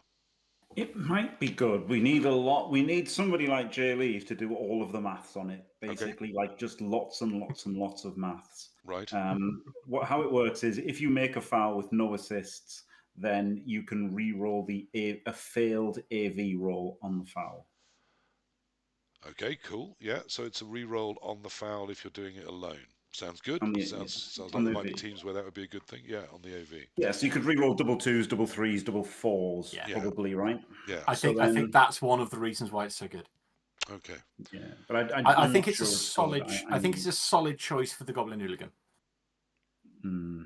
But I mean, they take sneaky git, so why wouldn't they? No, I'm not sure. I don't know about that one. We're going to get there in a minute. So Lone Fowler sounds interesting. We need someone smart to do the maths on it, but it does at least sound interesting. Okay, cool. Yeah. Pile Driver, is that still shit? It's slightly less shit, but just as shit. Yeah. Okay, good. You can pile driver and then also still declare a foul action with someone else, and you can pile driver with your whole team if you desire. Okay, so it does now give you additional fouls in the turn. Yes. Exactly. So if you would like to get, what's that, 176 fouls in a game, that is technically possible. Okay. Oh, Fling's going to love all this fouling. Right, and then there's put the boot in. That sounds like another fouling skill. Naz, what's this one about? That's being able to provide offensive assists when a teammate performs a foul action regardless of whether you're marked or not. It is pointless. Really quick, the cap is actually 224 fouls in a game if you have jump up and pile driver on all of your snotlings. Wow. Okay. Did you include the Black Gobber? I did not. Oh dear. But it doesn't matter because I'm doing a foul action with all my players on the field anyway. Yeah. I can't get more than 14 by 16 without timeouts. Fair point. Okay, so put the boot in. It sounds like it's guard for fouls. I can't see that being. It has a fun interaction with Lone Fowler where you can not use put the boot in to re-roll the armor if you would have to use put the boot in to make the assist. Because you can choose when to apply put the boot in. That's what I really want, is someone rolling some armor dice, then looking at the 3 or 4 skills they've got and deciding what they've rolled based on what keeps them safe and breaks my armor. Fun times ahead for all of us. Quick foul. Surely that's something nice and easy, is it? Remember that part of Sneaky Kid they got rid of? It's yeah, back. where you could it's foul just and run away. Bit. Yeah, it's that bit.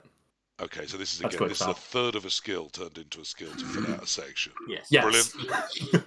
Fantastic. Surely saboteur words hurt. Yes, they do, Jim. A lesson we're all taking really to heart. Some of us more than others. Saboteur. Surely they've found a good one. This sounds new and exciting. What can I saboteur? It's funny. If I have a secret weapon and someone blocks me, I might blow up. What more do you want? Not that. I don't want to. I mean, that sounds really bad.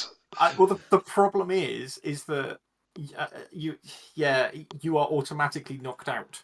It's a very good skill on ball and chains. Right. Because you now cannot be cast as a ball and chain. Excellent. Well, half the time. Right. And maybe you knock them down too. So when you get knocked over, if you've got a secret weapon, this means it blows up it's and 50, you are 50 automatically knocked. If this procs, which is 50-50, listen to me with all the young person language, procs. I've only known what that means about 2 years. If this procs, because procking is a thing. So if this procs, I don't think I've overused it yet. I'm going to use it more times. If and when this procs, 50% of the time you are instantly knocked out, which means you can't get injured on that knockdown. And at the same time, they are automatically knocked out as well, aren't they? So it's kind of... No, they are knocked down. Oh, so you get to roll their armor and injury. Shit. Yes, it's yes. I can't see why you'd ever take it. Ball and chain. So they're going to put it on a ball and chain star, aren't they? So that it's somewhere in the game. I mean, that's the obvious place. It's on Nobbler Blackwater, I think. Yeah. He's got a chainsaw. Yeah, but it's on him, I think. But it's shit on him. That sounds right. It's fine. If you block him, it still might blow up. Okay. It's not great. Good. No one is going to spend star player points on this skill. Brilliant. So it's yet more filler. Brilliant. Shadowing has moved there. Now shadowing was always terrible, so presumably it's still terrible. So we can move on to sneak. No. Shadowing is now amazing, and we love shadowing. Oh, what does shadowing do? It works half the time. Half the time. Always. Even if I give shadowing to a mummy, it works half the time. Kind of hard to give shadowing to a mummy. Not the point. Okay, so if I had a tree with shadowing and something with, say, move 9 dodged out of its square, yep. half the time I'm following. Yes. Mm-hmm. That sounds amazing. Up until your 2 movement. You can only move. You can only try to shadow as many times as your movement per turn. Okay, so I can shadow, that gutter once and then another gutter, but when the third gutter dodges away, I can't try and shadow it. Right, that's right. Or if the same gutter tries to dodge away 3 times, you also can't do it. I see. Okay, well, that's at least limited, but that sounds much, much better. Sneaky Git, good old reliable. It's there. Everyone can take it. It still does the same stuff, presumably. No, it doesn't. What? Okay, have they taken a bit away to fill another skill up? It doesn't work if you break armor. They reverted it. It's back to what it used to be. Oh, but it was terrible then. Dead. Yes. I've got Sneaky Git skill bands. And this is why... No one's going to want them. This is why you buy loom bands. Charlie Victor was always complaining about how many Sneaky Git bands he had to sell and that he's always running out. Well, he's not going to run out anymore, is he? And if he's ordered a couple of hundred thinking, there's a big market in Sneaky Gits, he is screwed. You better start making some monstrous mouth ones. Wow. Okay. Yeah. Sure. Well, Squigs will just come with that. So, and then Violent Innovator. This sounds cool. I want to be innovative, and I like violence. What's Violent Innovator? It's the Goblin skill. Shit. Cool. What does it do? No, it's not. No. You're okay. As a tournament player, yes. In leagues, it's not. It's actually really, really solid. Because Beyond shit. No, because suddenly you get star player points as per. If you cause a casualty with a secret weapon, you score star player points with it. But my ball and chain gets Sure. those anyway. Yes, but my bomber doesn't. So for bombers and chainsaws, it means when I hurt people, I get star player points. Yes. So after you manage to get 6 SPP on your bombardier, instead of taking a skill that you can use, you can cause 4 more casualties to be able to take a skill that you can use, and then 6 more casualties to take another skill. Jleave, don't be so negative. Seasons last a very long time, and bombers are more or less immortal. No one targets them. So here is the edge case. How many tournaments have you been to where the rule is you can have a bonus point for every casualty that would have scored star player points? Okay, so if you're after the most bangy at a tournament, you can put this skill on your bomber, although not any good bombing skills, and maybe count 1 more injury. I think there's a world that Goblin coaches take it because they're trying to get tiebreakers to win the Stunty Cup. I think. How would you like to hear a stupid rules interaction? I think they're just going to win it anyway because Always. Goblins got better. Always, Jleave, tell me. Okay, so I take Bullseye and Violent Innovator on an Ogre. I take Lethal Flight and Steady Footing on a Noblar. I pelt somebody, casualty him, bounce around, maybe get another couple casualties. I get SPP on both the Noblar, the Ogre, and then maybe the Noblar still lands if he spikes that 6. I'm not sure that's a secret weapon, is it? Just throwing a Noblar. But no, it's any special I applaud action. your bravo. Any special action. Yes, it is any special action. Fuck's sake. I'm glad they've written this so tight that you haven't just instantly broken it with holes a miles wide, because that would be really boring and dull. Okay, so if your tournament has like a tiebreaker for SPP gained, then I can see taking Violent Innovator. Okay. Other than that, I still, honestly, I can't see taking Violent Innovator on any player ever. I am at my wit's end, and we are only at the end of the skills. We need to move on. Sorry, there's at least... So we haven't covered any of the extraordinary stuff, the traits or anything like that. Okay. We at the very least need to talk about the fact that you can dodge with secret weapons. Lots of this sounds extraordinary, but let's talk about what we've not talked about on just the list of skills, those skills or traits. You can dodge with secret weapons. What? Stunties aren't allowed to dodge with a kite on their back or carrying a chainsaw. None of that nonsense. Surely that hasn't changed.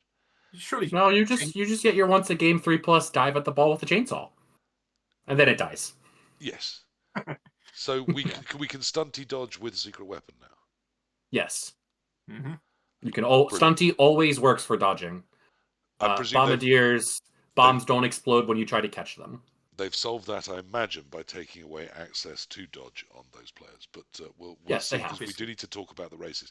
What else within any traits, any of those that we need to talk about? I think there's a weird one in Always Hungry, which just makes me smile. And it's just because of a really poorly placed full stop.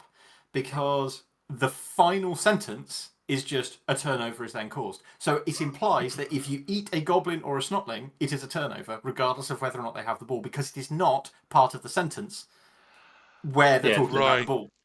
In the list of turnovers, it implies that they have to be holding the ball, but in the trade description, it doesn't.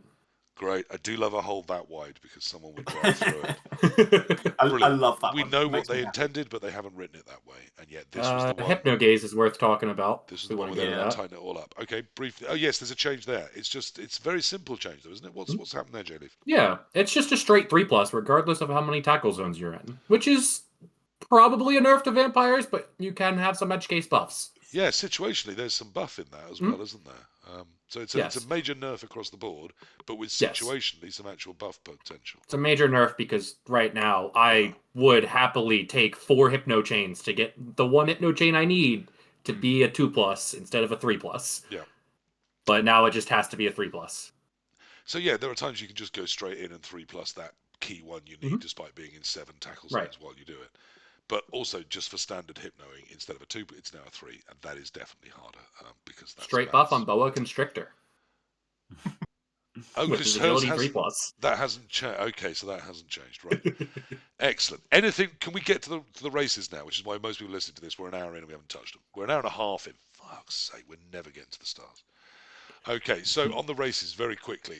Amazons, presumably they haven't changed these. They're all brand new. Why are we not showing that? Because the wrong window's up. And there we go. I mean, broadly So speaking, this is yes, from Amazon's are the same. Nazgob's lovely site. We will link to it in all of the descriptions. Amazon's broadly the same. Passing, I notice, has gone up on the blitzers and blockers. But that's basically across the board. Basically, Right. every team, they've improved passing because they've realised that they made it too hard. Okay, everything else looks the same. So that's our benchmark. Amazon's one of the strongest teams in the game, if not the current strongest. Pretty much only a tiny, tiny buff. Nothing else changes. We can expect that across the board. Obviously, Black Orcs looking very similar. Again, no changes, very newly released. They've taken away passing as a secondary on Black Orcs and added, obviously, Devious. And Devious has come in as a primary on the Goblins. So presumably all stunties are getting Devious. They'll enjoy that. Anything else to say on Black Orcs? Brawling Brutes, so it's a new special rule, which Oh, yeah. means that you get only 2-star player points for a touchdown, but you get 3 for a casualty. So it just inverts that, which I think is a nice touch. I like that. Cool. Also, their troll doesn't have loner. Oh, yeah, yes, right. So That's this cool. has happened to all trained trolls now, hasn't it? So they've lost loner 3+. And the Surely trained that's troll. a typo, though. Surely that's a typo. I don't think so. No, it seems to happen to goblin trolls as well. Yeah, goblins Goblins have 2. They're described that's as a the stunty trained team. Oh. trolls, aren't they? Yes. They have 2, so it doesn't have loner because there's 2 of them. I hate to see. inform you. Yeah, good point. But no, I expect that will stay. Might not though, because there's definitely some at least one Yes. typo we think elsewhere, isn't there? Naz, I hate to inform you, but your site does have a typo. Every lineman positional has 16 max now, instead of anyone with 12. Sorry, what's that? I'm pretty sure all if lineman that page, positionals that have will 16. be fixed. Ah. Okay. So Goblin Bruisers go to 16 now. Okay. Yes, it's across the board for every team. And special rules seeing Brawling Brutes and Bribery and Corruption. Nice to see 2 special rules in. Nice to see lots of those around. I'm sure we'll get loads more. Bretonians, obviously the brand new one. We did have most of this leaked, but we've had the final confirmations now. So it doesn't really matter what they were, although I bet you there I put are it still in, some but it's hardcore pointless. Spanish people wearing Shirokov was right badges and demanding the return of old Bretonians still, because that's the world we live in. There is bound to be some of them. Give it up, the war is over, and Shirokov was never right. So, Old World Classic, yeah, we're expecting that. They can play in one league. They don't have any special rules. That's sad. I bet everyone else does, though. Squires in at 50k. We didn't know that. We do know their AV is 8+, as I predicted. General and Strength as primaries on the Squires. Are we sure? That might be a typo as well. That looks a typo they to me. shouldn't have it.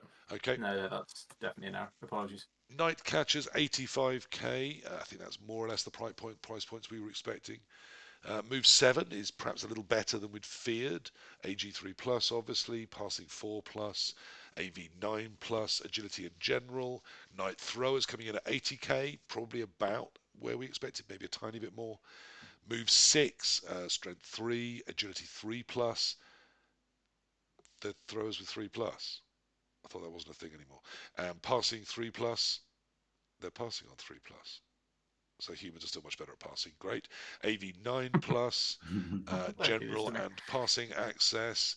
And Grail Knights 95. That's the one everyone's excited by. Under 100k for a Grail Knight. Come at move 7, strength 3, agility 3+, passing 4+, and AV the big 10+ with general and strength access. Any surprises there, guys? Anything we were shocked by on the Bretonian full reveal? No, they are a Griff team. Yeah, I wouldn't say shocked. Nothing else. That's what we figured, innit? They didn't look particularly well armored. The catchers are rubbish. The throwers are rubbish. The squires are at least like decent, and the Grail Knight's decent. Unfortunately, it's not a Grail Knight. It should have been called a Questing Knight or like a Knight Blitzer. Idiotic to call it a Grail Knight. The worst thing they could have done. Terrible. It's got name recognition, Jim, and as you know full well, sometimes that's all that matters. So yeah, that's what we're getting. I guess one of my big takes on it was they're not as overpowered as people thought they might be. They are a bit expensive. I've heard a tidbit from some of the playtesters, not that I know who any playtesters are, but someone who I definitely don't know as a playtester, has said to me that they know of other playtesters running them, and they're running the Grail Knights and the Squires and nothing else, because the catchers and throwers Right. are terrible. You can maybe take one catcher and maybe take one thrower, but you Yeah, don't you might need want to lead a a caddy. thrower at all. Perhaps one more Dauntless might be useful at move 7, but yeah, apparently the Grail Knights and the Wrestle is the secret to this team, if there is one. Not as good as maybe people thought it was going to be.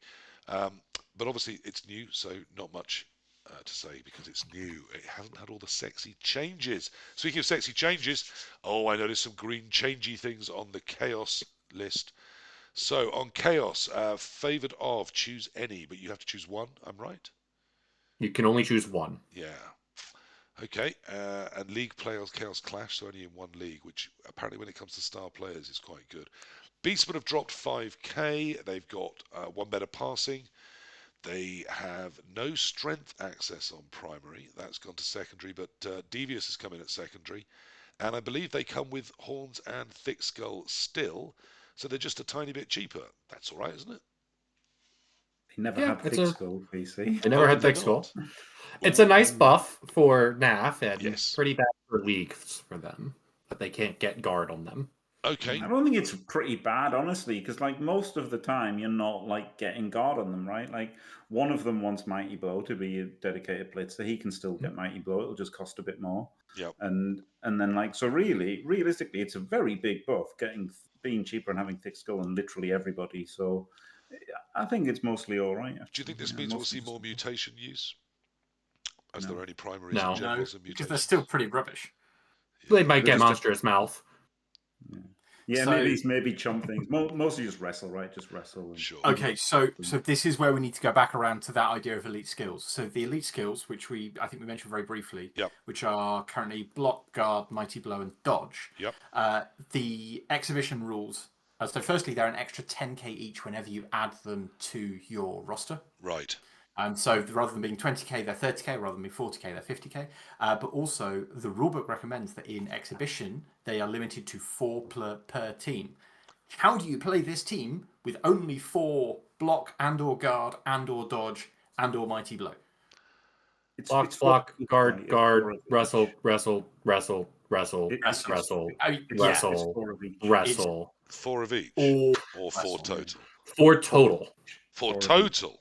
No, it's 4 of each. No, it's 4 It's total. 4 of each. No, It's a piece of no, cake. If it's recommended. 4 total, that is it's a bit 4 harder. total. It's 4 Which of each. It's 4 of each. Okay. Either way, we'll have to wait and see what the tournament Was it 4 of organisers each? make Yeah, of I it. don't think it is. I don't think it was. Oh, that's Rolex, interesting. Okay, so Rolex the chat is saying 4 4 of each, so I'm going with 4 Okay. of each until I hear different. But we'll have to see Okay, what I'll be tournament slightly organisers do with calmer that. at that point. We could easily get tournament organisers saying, do you know what, it's 4 elites in total. I can see that being an interesting thing now that you have made that happen, Naz. So that's 100% on you. Like me inventing squigs in Blood Bowl, you have invented the idea of limiting all elites to 4.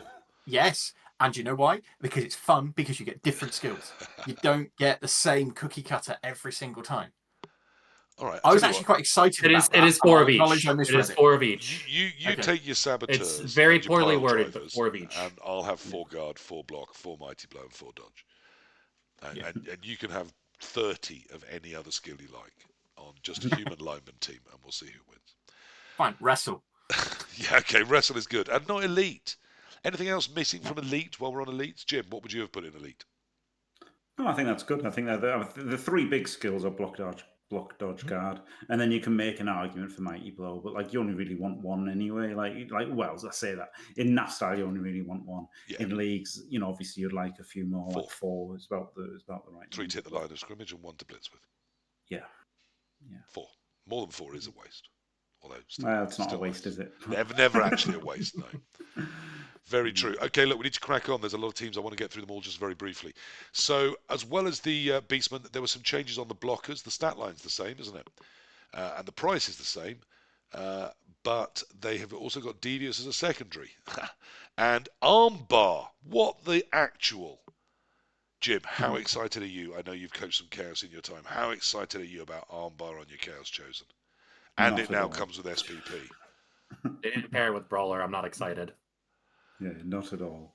Okay, Not yeah, at all. it really isn't a very exciting change. It's a very weird change. I don't understand. Your stream is also showing blacked out cameras for all of us instead of what you're trying to show. Sorry, good point. So it's a very weird change. But yeah, I can't quite figure out what armbar has done landed up there because it's been lost elsewhere. You do now get the choice between the Troll, the Ogre, and the Minotaur, but that was the same in the last edition. They seem to have more or less the same things that they can do as well. They can all mutate, they can all have S access.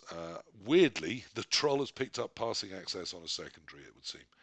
But that's about the only changes to the Chaos Chosen. Except, I noticed another little tiny one sneak in, which is the rerolls have gone down, haven't they? Yes, they have. Mm-hmm. So they're Chaos down have gotten 60k cheaper or so. Yeah, they're 50k rerolls for some reason. Now I did some maths. It's also with the cheaper Beastman. If you stick at 1150 for NAF builds, and some people have suggested it might drop to 11 to 1,100,000, for example. But if you stick to 1150, they can get a Troll, 7 Beastmen, 4 Warriors, and 4 rerolls, and an Apo for 1150. So Chaos Mint have got a lot better, but they've certainly got a lot more affordable. But you do have to take the Troll. You can't take one of the other big guys. I'm still not touching them. Well, they don't want to touch you either. It's entirely mutual. We've talked about this since the restraining order. Okay, so surely we're not going to get any changes to your beloved Chaos Dwarves. They're brand new out of the bag. But again, they have to decide which of the leagues they're in, which presumably is mostly about star player access. And they did get a slight buff. Minotaurs can now pass on a 6. Hooray! That's because any piece that had passing of nil before is now 6+ at least, so long as they have hands. That is across the board. So and that is a good thing. Minotaurs do have hands. They're not real, but they do have hands. So they can now pass on a 6. And the Sneaky Stabber, which was terrible at 70k, has gone down to 60k. It's still not worth taking, is it? Or is it? Jimothy, have you had a look at Dwarfs yet? Briefly, they're actually not that bad now, are they? Yeah. Strength on blockers is makes them just way better than normal dwarves. Flamesmiths, it's bad, but at least it can get guard. Yep. And then bulls get the break tackle 2+ again. So yeah, they're kind of completely playable, I guess. Yeah, so bulls Dwarfs are back. Mostly better by the number of guard they can add to their team 1 primaries. Yes, they can have 9 guards, can't they? Because the Minotaur, both bulls, the Flamesmiths, and the blockers can all get guard as a primary. So if you still want your guard wall, it's Dwarfs now. I noticed Sneaky Stabbers still have general access, but Hobgoblins don't. They do have devious access. You can foul with them, but they don't have any general access. Is that a big change? Is it a worry? It's going to make people who play Dwarfs a little better. They're going to stop putting sure hands on them. Yeah. but how will they carry the ball, Jleave? It's agility 3+. Just secure the ball. Okay. I mean, isn't there a problem with secure the ball and this team? Well, secure the ball does say that your big guys can't secure the ball, but also that any unsteady player can't secure the ball. Mm-hmm. And there's a few players that have been noted as unsteady. And Bull Centaurs are one of them, aren't they? Yes. Despite having 4 feet and sure feet, they are unsteady, sure feet, sure hands, stand firm. What else is there? Let's just see how many words we can keep very similar to each other to confuse Google Translate. Are we going to get new skill foot fungus for season 4? Is it? It's fine because your Bull Centaur just gets steady footing, so it's steady footing, unsteady, sure feet. But basically, Bull Centaurs can't secure the ball. Correct. So the biggest problem they've got is they can't secure the ball on the piece they want to carry it with, and the pieces that they used to carry it with can't get sure hands, so still can't secure the ball with sure hands, but they can secure the ball on a Hobgoblin, or they can just pick it up on a 3+. Yes. Doesn't seem like a huge problem to me. Sounds like they got buffed. Yes. Okay. Anything else to say about Chaos Dwarves? No. Brilliant. Chaos Renegades. Now, there were some rumours that the mixed teams were going to die. Doesn't seem they have, because we've got rules for them.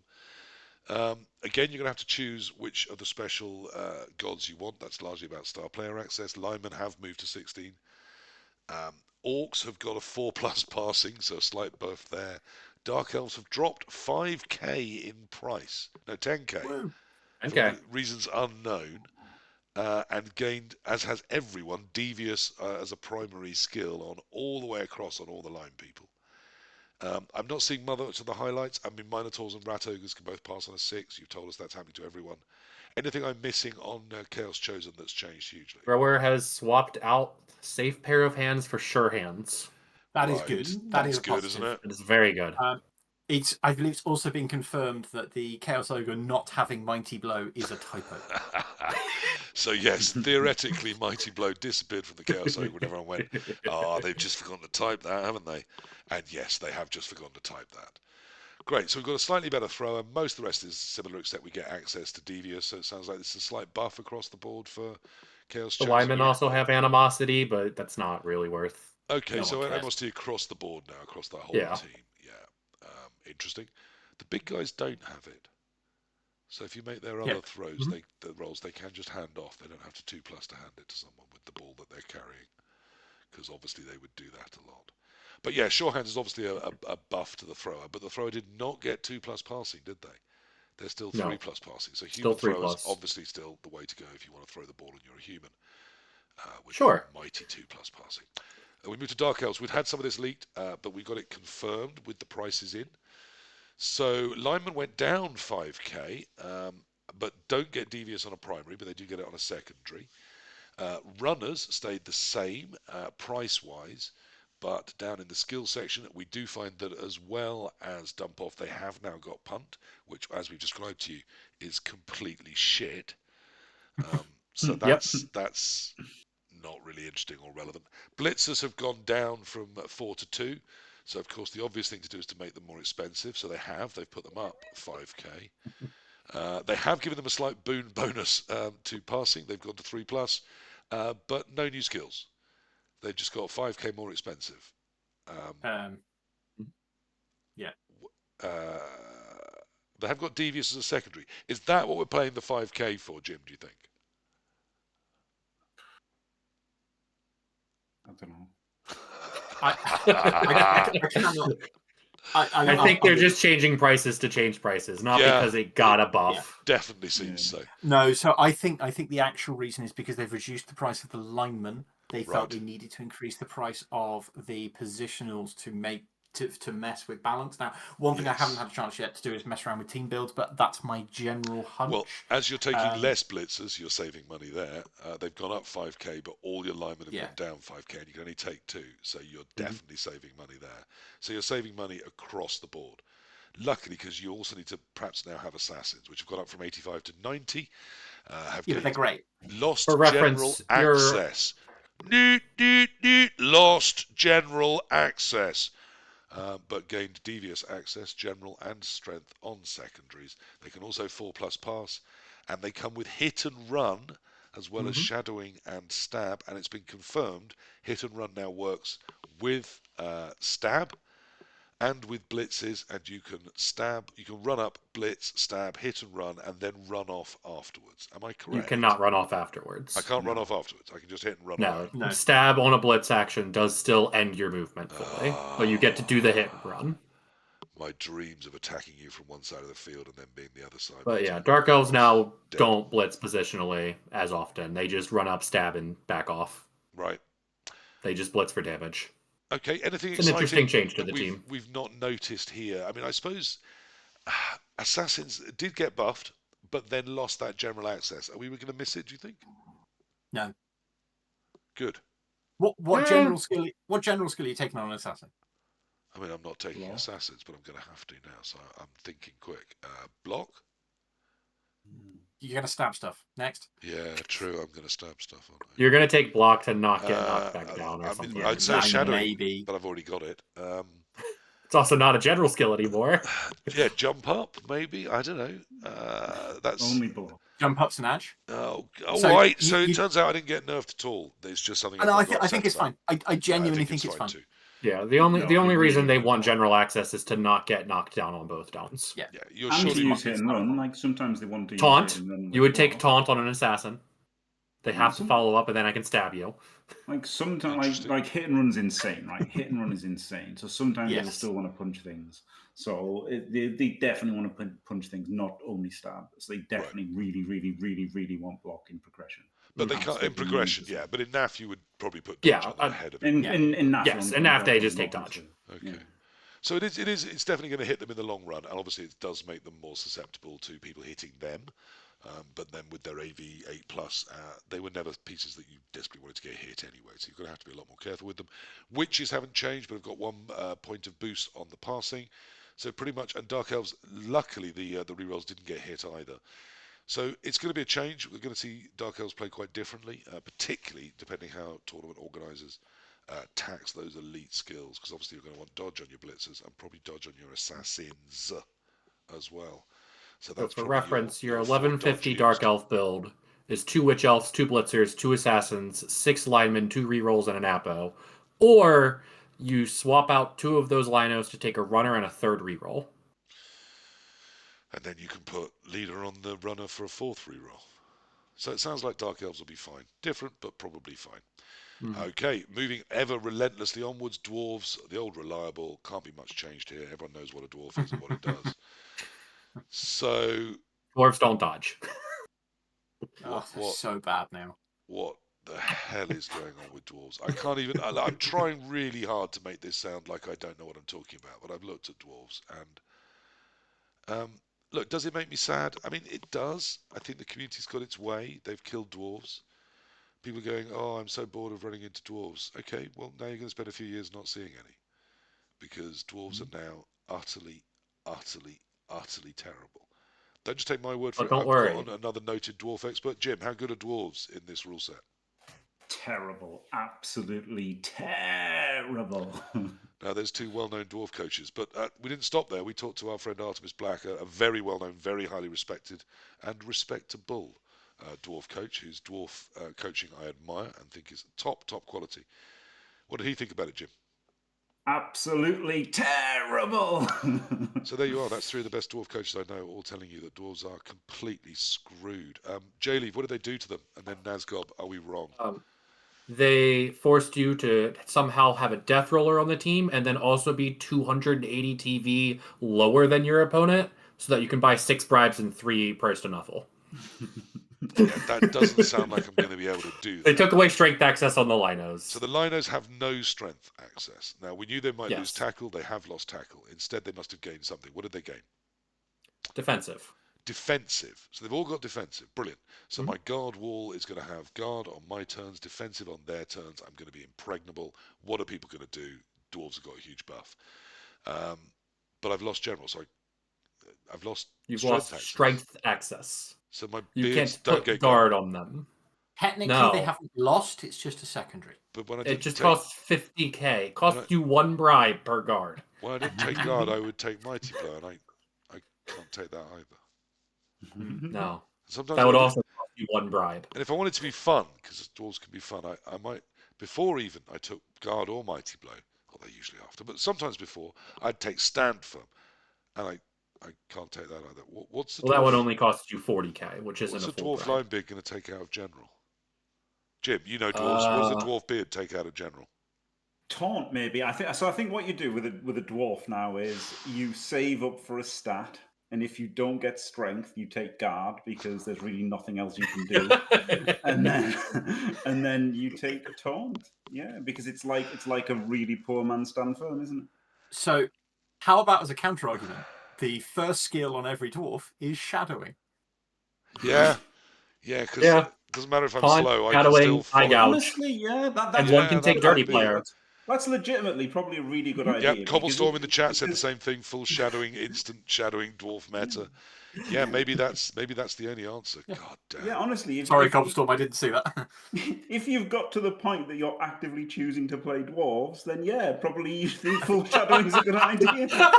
Okay, look, we're never getting through this, but we need to crack on. I'm at least going to finish the races, then we'll do just a minute on the stars and wrap up. So the linemen, yes, they've also got access to Devious as a primary, so you can get all of those terrible fouling skills for the players you haven't knocked over. Runners haven't changed. Except, no, they haven't changed. There's slightly more cost. It's slightly harder to get MA now, but that's all. And they can't get dodge. And they can't get dodge, yes, because they have no access to agility. They do start with sprint. Primaries or secondaries, because no dwarves can dodge. They do start with sprint, yes, they have got that as a bonus. Quite nice, because you're gonna need it with the fact that you cannot get as far on your offense. Yeah, they got cheaper to 80k. So technically, in League, when you're still going to put 2 MA on them with Sprint, you're now much closer to a Dwarf 1-turner. Well, You might score. The MA is now 20k, not 10k, so Yeah. that's quite important. So it's going to cost you more, but you can still get there quicker. But you won't, because you'll just lose every game because you're Dwarves. The Blitzers did get good. Blitzers got a lot more expensive. They went up 20k. And of course, to pay for that, they got a nerf. So their agility went down. It's now 4+ to pick up the ball or dodge or anything. Because, wow, why not? But they did gain diving tackle and tackle. So that's fantastic. They're quite good, aren't they? No. Why not, Jim? Because they've lost agility. Right. Look, there is a really important thing that we're going to come back to, but all that matters here is that certain players have gotten better in certain ways, and while it might not help this team, it might help a different one. Yeah. Do you know how it'll help a different one? Is no one's going to play Dwarves. So all the people moaning about Dwarves are going to have to find something else to moan about. Much more specific than that, but that's fine. We'll get to it in a minute. Also worth saying that Troll Slayers have learned Hatred. Yep. So that means they can re-roll Defender down. Yes. So they can re-roll the skull on You get to re-roll a skull against a troll. Trolls. Nothing else. Just not a troll. Big guys. Yeah, not even big just a guys. troll. Just trolls. It's a buff. It's so dumb. It's a buff. It is a buff, but it's a really, really tiny one. When perhaps what Dwarves needed was, someone to look after them that knew what they were talking about in terms of Blood Bowl, because this team is horrific. Yes, it is. I'm fine with it because there's plenty of other races, and it means I'll coach something else. But it means I'll coach something else because this team is horrific. Dwarves are over. They are not going to sell any dwarf models. They're not going to sell dwarves. They've sold plenty of dwarves. Well, they're going to sell some dwarf models, but not for the dwarf team. So tournament organisers are going to have to do something about that, or we're just not going to see dwarves anymore. Which lots of people are fine with, but what you're forgetting is that in 5 years' time, when people have forgotten how good dwarves used to be, the fact that I can sit here and go, I won an AF trophy with dwarves is going to make me look really impressive. I never did. I gave up and did elves instead. It was much easier. And Amazons. So let's move on because time is pressing and goodness me, there's a lot to get done. Let's talk incredibly briefly about the next one that's come up, which happens to be Elven Union. Oh, Jesus, this will be nice and quick then. So the linemen have gone up 5k and their passing has gone up to 3+. So that's all good. The catches have gone down from 4 to 2. All the other accesses have stayed the same. But linemen now have Fumble Rooski because... sure. Throwers it's just as good as the Armor 9+ of a Dark Elf. Yeah. Throwers now have Hail Mary Fumble pass, Rooski is hilarious. Mass Fumble Rooski didn't get sorted out. And catchers, as well as Nerves of Steel, now have diving catch and catch, which I think means they catch on their tackle zone on a -4+, which they can re-roll 8 times, 9 if it's Friday, doesn't it? What the hell is going on with this team, Jim? I mean, so they've got the Hail Mary pass diving catch combo. The diving catch means you can save a rage band, right? You can pass next to them and stuff. But obviously, it's got anti-synergy with Nerves of Steel, so they're really rubbish. They're really rubbish. They paid 5k for a completely useless skill. It was just ridiculous. They're diving ridiculous. Diving catch also has a slight, tiny little buff in that catching the ball, you only get the -1 if it is bouncing or if it's a crowd throw-in. So if you do throw it next to them, they do catch at their agility instead of agility -1. Yeah. Or if you inaccurate it next to them, they still catch at their agility. That's wild, isn't it? That's wild. Right good then.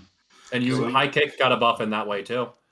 I think so. I think the Elf Union team is actually one I want to mess around with, but only because I want to see what Mass Fumble Rooski can actually do. And I think the answer is nothing. But there's the spoiler alert. Absolutely nothing. I mean, you can like Sharon's at an 80s disco. You can put the ball down and dance around it instead of stalling or scoring a touchdown, like your handbags as you were listening to Thriller. You can Fumble Rooski the ball and not risk your turnover while stalling, while you're dodging everybody else to eventually pick up. Except you can't do that because guess who's holding the ball? It's one of your not a lineman. Your catches or your throat. Yeah, it's one of your good players. Never want to touch the ball ever, or the ones that get the ball moving skill. It's so dumb. And of course, they want elite skills, as my friend Rolex is saying in the chat, which means that the dodge you want to put on them is going to be incredibly expensive, turning a cheap, affordable team of disposable things into an incredibly unaffordable, expensive team that still falls apart in a strong way. Pro Elves are definitively the worst elf team, and I haven't seen a high elf roster yet. Okay. Yeah, but we I know hear that they're going to be the best. They're going to be good. Spoiler alert, they're likely to be quite good. Gnomes. The only change I see here is that lots of Devious has come in, of course. So they've all got access to Devious as a secondary. Hang on, they're stunties. Shouldn't they be fouling things? Am I missing anything here? No. Because if you're halflings or gnomes, you're not about the fouling. You're about the ball. You're actually trying to win games. Unlike the greenskins. I think the greenskins are better at winning the game, though. Yeah. Yeah, minority view there. I've met some halfling coaches. They are filthy-minded individuals to a person. I fail to see the problem. Look, you can. I don't think it changes Gnome's style much, again, except No, I think that they shouldn't have. They primary desperately want devious, loads of dodge, and they're not going to get it. And if tournament organisers start taxing dodge, that's going to be a real problem for Gnomes. So if you want to play Gnomes like me, play them now. I might be taking them to my However, and I feel that I have to point this out, their star access is still quite interesting. Right. So, I mean, just the fact that they can have a war dancer is worth mentioning. Yes, they've swapped Griff for Jordell. I see. And the same is true of halflings, I believe. Right, yes. cracking straight on because I have no time for some of this nonsense. We come to goblins. Now, goblins have been hit with every Games and Rules Workshop change forever, and I'm sure it's the same. What have they done to goblins this time, the poor things? Yeah, okay, we're going to be here. They took away dodge from chainsaws. No! How dare you remove agility access from my chainsaw? Anything else that I need to worry about or get upset over? They have a lot of devious access on everything. So I can get the Hooligan got taunt, which is a fun, which is a funny one. It's not good. My Doom Diver got more expensive though. Is that because it got any good? Yeah, you got the skill dodge, and swoop is a lot better. Wow. So it can dodge through tackle zones with stunty. Swoop lets you re-roll the landing roll, I think. Yes. Wow. If you can either scatter like a punt, right, when you're thrown instead of scattering, yep. or you can re-roll the landing after you've scattered. And then I can stunty dodge through with the ball. Yes. Brilliant. So Doom Divers are back then. That's fantastic. Dirty Player Hooligan seems to have got taunt out of nowhere. Yep. Okay. Not relevant. Chainsaws can't pick the ball up. Interesting. And most else stays the same except a couple of minor passing buffs. Any rules that really interestingly impact on them that I should understand? We've probably said them earlier. Great. But basically, they're quite good now. And as we covered on Black Orcs, their Trollers lost Loner 3+. So that's really, really good news. They're really solid now. Excellent. They are not a tier 14. So halflings, they've been ruling the roost over goblins for a while. Can they still? I'm so upset. Good. Let's talk about that. Why are you upset about halflings? Everyone hates them anyway. In a roster, don't get no. Halflings are a glorious, wonderful team. They are intended as star caddies. That's absolutely fine. Okay. And if you're going to leave me a loophole where I can use my stars, I'm going to use them. My objection here is that every single team has changed, apart from the brand new ones, and halflings. Why do halflings get nothing? Everything else has changed. Halflings are the same. I'm looking at your site. It says that Catch has got a boost on their passing. So how dare you? Yes, I can say rude words about that. I am deeply upset. I'm also deeply upset that they didn't add a special rule for the halfling. Anyway, we covered that before. I've already had that rule. So you saying that if halflings don't get access to Devious, they're not going to be any good? You saying you can only win by fouling things? No. No, he's upset that they just haven't changed. They're exactly the same. Why haven't they changed? Why is every other old team, changed? Because they are one of the old teams. Yeah, every I mean, on the one hand, you've got a really good point. On the other hand, I don't give a shit. It's halflings. But you're right; they haven't changed. We don't know anything about high elves as yet, except that again, the rumours from the playtest world is they are super fun and they're going to be the best elves. So moving on, we are coming, of course, to humans. Good and reliable. We know they're losing 2 blitzers and 2 throwers. And 2 catchers. They're not going to do anything else to them, surely. So linemen stay exactly the same. Devious on a secondary. Halfling hopeful stay the same. Devious on a secondary. Catchers go up 10k. So they've lost 2 and they're more expensive. This best be Strength 3. Yep. Strength 3. Such nonsense. Ooh. And This next woke up, we nonsense. I've got see no time for this. And they pass better on 4+. Catchers sound very good now. Jim, are they yes. good Very now? good. Very good, yeah. Excellent. So they've got two little mini war dancing humans there. My throwers have also gone down 5k. That's good.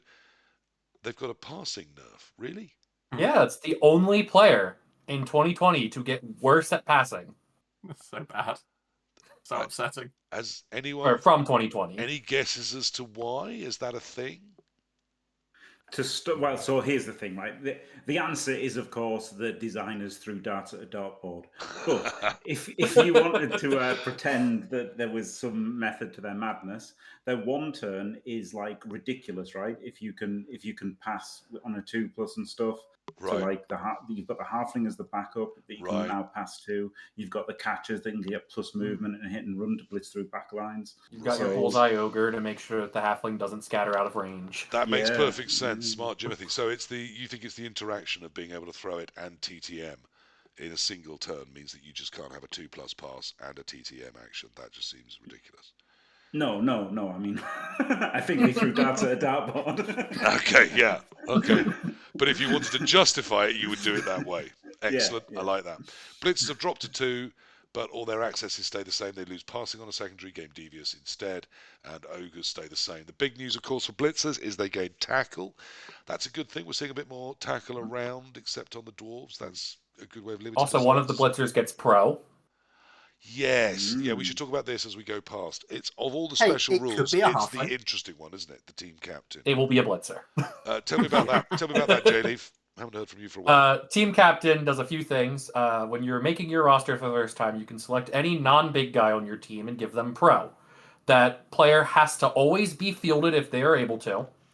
Okay. So you can't bench them to hide from like Yep. Olafish's ref or something. Not that matters anymore. Yep. But as well as when you use a team reroll where they're on the field, you get to argue the reroll.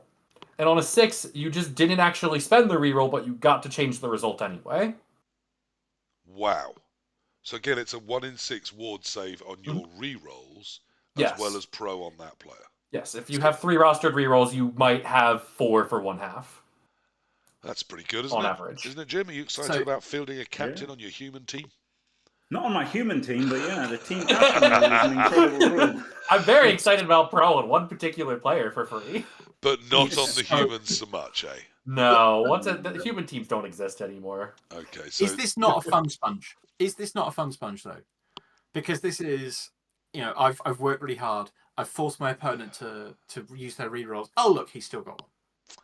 Like it's not that's not a Yeah. good rule. It No. adds, No, it's it adds good because complexity. you get It removes the- fun. It's not a good rule. No, I disagree, right? Because argue the call really, really unfun because, like, you think Yes. that their guy's getting sent off. Yes. But this is different because them using a reroll is not like a big victory or anything, right? You're not getting a big victory robbed from you when they don't use a reroll. It's just good for the person who saves one. So honestly, I think It's not as bad as argue the call. okay, I think it doesn't need to have existed in the first place, but agreed. How? Okay, no, it could have just been leader, couldn't it? It could have just been leader. we yes. talked about there is I one. saw a suggestion somewhere that every team should just get a team captain and you remove the leader skill from the skill trees and you just have a player who starts with leader on your team. And I'm like, that's interesting. It is, and whether it's even allowed in NAF or whether it's seen as just how you build an orc team and a human team now or not, again, I don't know yet. We'll see how the world deals with that. Something else on this page has caught Rolex's eye and Commissaro's eye in the chat, which is, of course, that we have seen mutation access added to ogres on secondary. Now, that seems to be across the rule book, so I'm not sure that's a typo. Do you agree? I thought it was confirmed as a typo. Oh, is it?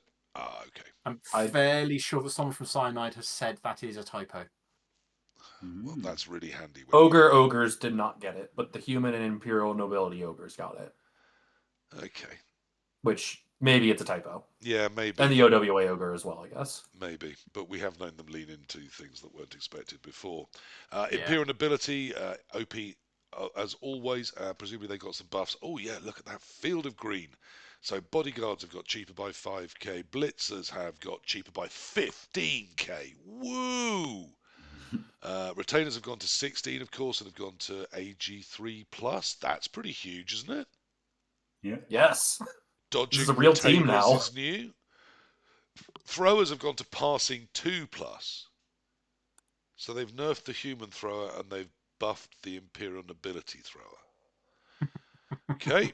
Bodyguards have gone to 4+ throwing as well, but they've gone down to movement 5. You still get 4 of them, though. That's going to be interesting to lots of teams that don't get 4 of things anymore. I think they've also got give and go to the throwers, which of course is the new version of running pass. It's actually a bit less shit, though still shit. And blitzers get pro as well as block and catch. That's an interesting little buff there. This is a buff across the board for knobs, isn't it? Yeah. Yes. Slightly They got a lot better. A lot better. Excellent. Knobs OP. A whole new team. Corn. What do we see here? We see the Bloodseekers have gone down 5k. The Bloodspawn can throw, and you only get 2 Cornigores. Skills-wise, those Cornigores, though, come with Jump Up and Thick Skull. Jim, is that enough to make you corny? No. It's quite good, though, isn't it? No, they're not for me. They're not for me, that team. Yeah, it's quite good. It's one of those ones, there's nothing really exciting happened to them, is it? Yeah. Chaos Chosen are the durable Chaos-ish team. Corn are the Wild Man's Chaos team, where they just have a bunch of frenzy and there's nothing you can do about it. Okay. I used them for a league. I hated every game. Lizards. And then Nurgle are Nurgle, and we'll get to that. Lizards, Saurus have gone up 5k to 90. Croxigores can throw on a 6. Those are the only changes. Skill-wise, Sauruses for 5k have gained Unsteady and Juggernaut. Do we care? Yes. So this is one of my overriding theories about this edition, which is that Juggernaut is actually a really important skill. I think it's on a par with Do We Take Tackle. I think it's really important. Any reason why, or just because you think so? Well, aside from the fact that it knocks into a whole load of stuff. I think Andy should be the next king, just because I think it'd be hilarious. But so I think specifically within the next 6 months. And some of that is to do with the fact I think you'll see more knobs because they're better. Yes. I think you'll see a shit ton of Bretonnians because, of course, you will. You are going to see an ungodly number of Necro and Nurgle teams. Because they're all better too. So, yes, and Juggernaut does work on things that all of those teams have. Exactly. Gosh, I think like it having will smart be people quite on this important show. It means I don't have to think. Right, I've decided that Juggernaut is the big skill win of Season 3. You heard it here first. I said that, so that's a thing. Right, so after Nobility, Lizardman. How do I... Oh, look, it scrolls. Like a proper thing. Necro, I hear these got good. So little passing buffs across the board. Wraiths have gone down 10k. Flesh Golems have gone down 5k. And Werewolves have gone down 5k. That's going to help with affordability, isn't it, Jim? Which is always an issue for them. Yes, yeah, they're actually really quite poor, right, as a starting team, and it takes them a long time to like level up and stuff. It's great in NAF style, obviously, where they just get to like allocate the skills, but like it's a pain to level them and stuff and afford everything. So, but when you're saving 20k on Wraiths, 10k on Golems, and 10k on Wolves, if you're taking them, that's 40k you've saved. That's another zombie, isn't it? And not just that, they got the buffs for Undead. Yeah, so Zombie now get Eye Gouge, free, though they pay for it with Unsteady, which of course balances them to, in the Undead team, to the Skeletons, but here there aren't any Skeletons. So they get Eye Gouge for free. Eye Gouge, I remember, was if I hit someone and push them back, they can't then offer It's like Strip Ball for tackle zones on blocks. Well, not really. No. It's not for tackle zones, right? It's they can't assist. Yeah, it's offensive. Yes, it's a Strip Ball Hypno combo for specifically assists. But them assisting, right? They still cancel assists, right? So I don't know. Maybe. Well, yes, they cancel assists, but they don't. Ooh. If they don't offer assists, isn't that the same as cancelling? Instead of cancelling, they still mark people. Isn't assisting just always an additive thing? Yes, it is. They can't assist. They cannot provide offensive or yes. Yeah. Because a defensive assist so is yes, they can still defending. Yeah, but you still you add everything up. So if they can't offer it, they can't offer it. So until they activate, they are assisted. It's still good. Yeah, it's still good. It's situational, but you're not going to be putting it nice on for free. You have to push somebody onto an individual player. You do. Jim, you've lost 2 ghouls, but they now regen. Are you happy with that? Yes, except it spoiled our joke, hasn't it, of regen failed on the ghouls. Yes. So, that's the price we've got to pay. It is. That joke is gone. Flesh golems are unsteady, and wraiths have no balls. I've looked at several wraiths, and I can confirm that that's true. So, yeah, not many changes to the Necro, but pretty huge buffs across the board. Norse, not much to change. Lyman went to 16. Passing came in on Ulfs and Yetis. Other than that, it's exactly the same. And the skills are the same. Beer balls have gone to no ball, of course, instead of no hands. They had neither. Linemen have gained unsteady because they hadn't screwed them over enough with drunkard. And Ulf Werners are also unsteady because they're strength 4 pieces. They don't want easily picking up the ball, and that's what unsteady is there for, really. Anything else to say on Norse, guys? They don't really have dirty player. Well, they don't have dirty player access. Full stop. Yeah. They can't Val. Well, they can, but not well. Yes, that's a good point. But then that's never really been their big thing. I know lots of people do, and you can still drop the foul. You just can't access the fouling skills. There's no deviousness anywhere across their No one roster. has ever taken dirty player. Those on the North honourable line. Scandinavians, well known in the Warhammer fluff for their upright and honest behaviour. I remember a year at Thrubball where there were, I think, 6 French coaches, and they all brought an identical fouling Norse roster. So sorry for them. Yeah, well, that's not going to be a thing anymore. Nurgle, now I hear there were some big changes here. So Rotters went up in price to 40k, and other than that, stayed just as terrible as they always were. But they did gain Devious on primary, so you could foul with them. Your Pestigors have dropped to 2. They've gone down 5k. They have gained Devious on a secondary. They retain strength on a primary, unlike Beastman. But your Pestigors also come with steady footing and thick skull. So the two you've got are much easier to keep on the field. Yep. Then your Bloaters have gone down from 115 to 110. The stats stay the same. The access stays the same, but you can Devious on a secondary if you really want to. And you gain Stand Firm and Unsteady. And then your Rot Spawn, same price, can now pass on a 6+. I want to see that happen. Please tell me with pictures if it does in your game. And now, get Pick Me Up. The That's special so good. only on Norse Pigs skill is now on a Rot Spawn. Jim, should I be coaching Nurgle? Don't tell me yes. Yeah, maybe. Honestly, really, really, probably the most exciting change I would say for me. That two flesh golems are super annoying. With Stand Firm, super annoying. There's 2 of them, and now you've got 4 of them, and they've got foul appearance. That's and they've got foul appearance. The team has 5 foul appearance, 5 disturbing presence, 4 stand firm, 2 steady footing. Now there always used to be, and also 2 thick skull and pick me up. Yeah. Which means that this is the most. I have all of the annoying skills in the game team that there is. So it used to be you could build Nurgle to hurt things, or you could build them in what was known as the Stymie build. There was a legendary fumble version of a Stymie build Nurgle team. This now means that all Nurgle are Stymie, aren't they? They're going to prevent you doing anything. Yeah. If you would like to 2-dice block a bloater who is within range of his rot spawn, 72% of the time he will 2-dice block you back. So don't. Because he's stand You better dodge for them, unless he's got monstrous mouth and he's chomped you. Yeah. So okay. So firstly, yes, we're going to spam monstrous mouth here. Obviously, you're going to spam guard.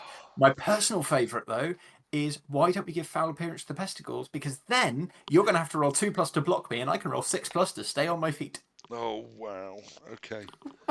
So Nurgle went from being at the bottom of the wheel to at least not there. Yes. We can definitely Nurgle went from bottom of the wheel to, if I'm wrong about what the best team is, they're the best team. Okay, they certainly might be. They're the second best team right now in my eyes. Okay, ogres. Yeah, I see that. Surely ogres aren't any good, because that was depressing. Noblars can pass on a 4 now instead of a 5. They get Devious as a primary. They're up there with goblins, not like the very, very nice flings and gnomes. They get exactly the same rant that I had about halflings, where they don't get anything. Arguably, they do. They get Devious as a primary on Snots. On Noblars, fine, whatever. They get Bullseye Strong Arm Rump Hunters. Yeah, they get Brawling Brutes, so they'll get more SPP for hurting things in league play. And of course, they do get Riotous Rookies, which is 50k more expensive for reasons that no one has bothered explaining to anyone at all. It just is. Get used to it. So we move on to Old World Alliance. Ah, the joke team. These are still going to make me laugh, aren't they? Hang on, there's loads of green here. Jleave, what's going on with OWA, and why wouldn't they take the They've ruined humans? the meme. They're a great team now. They've taken all of the good things of dwarves and all of the good things of humans, and they've just made a team better than both of them. Yeah. Well, that sounds shit.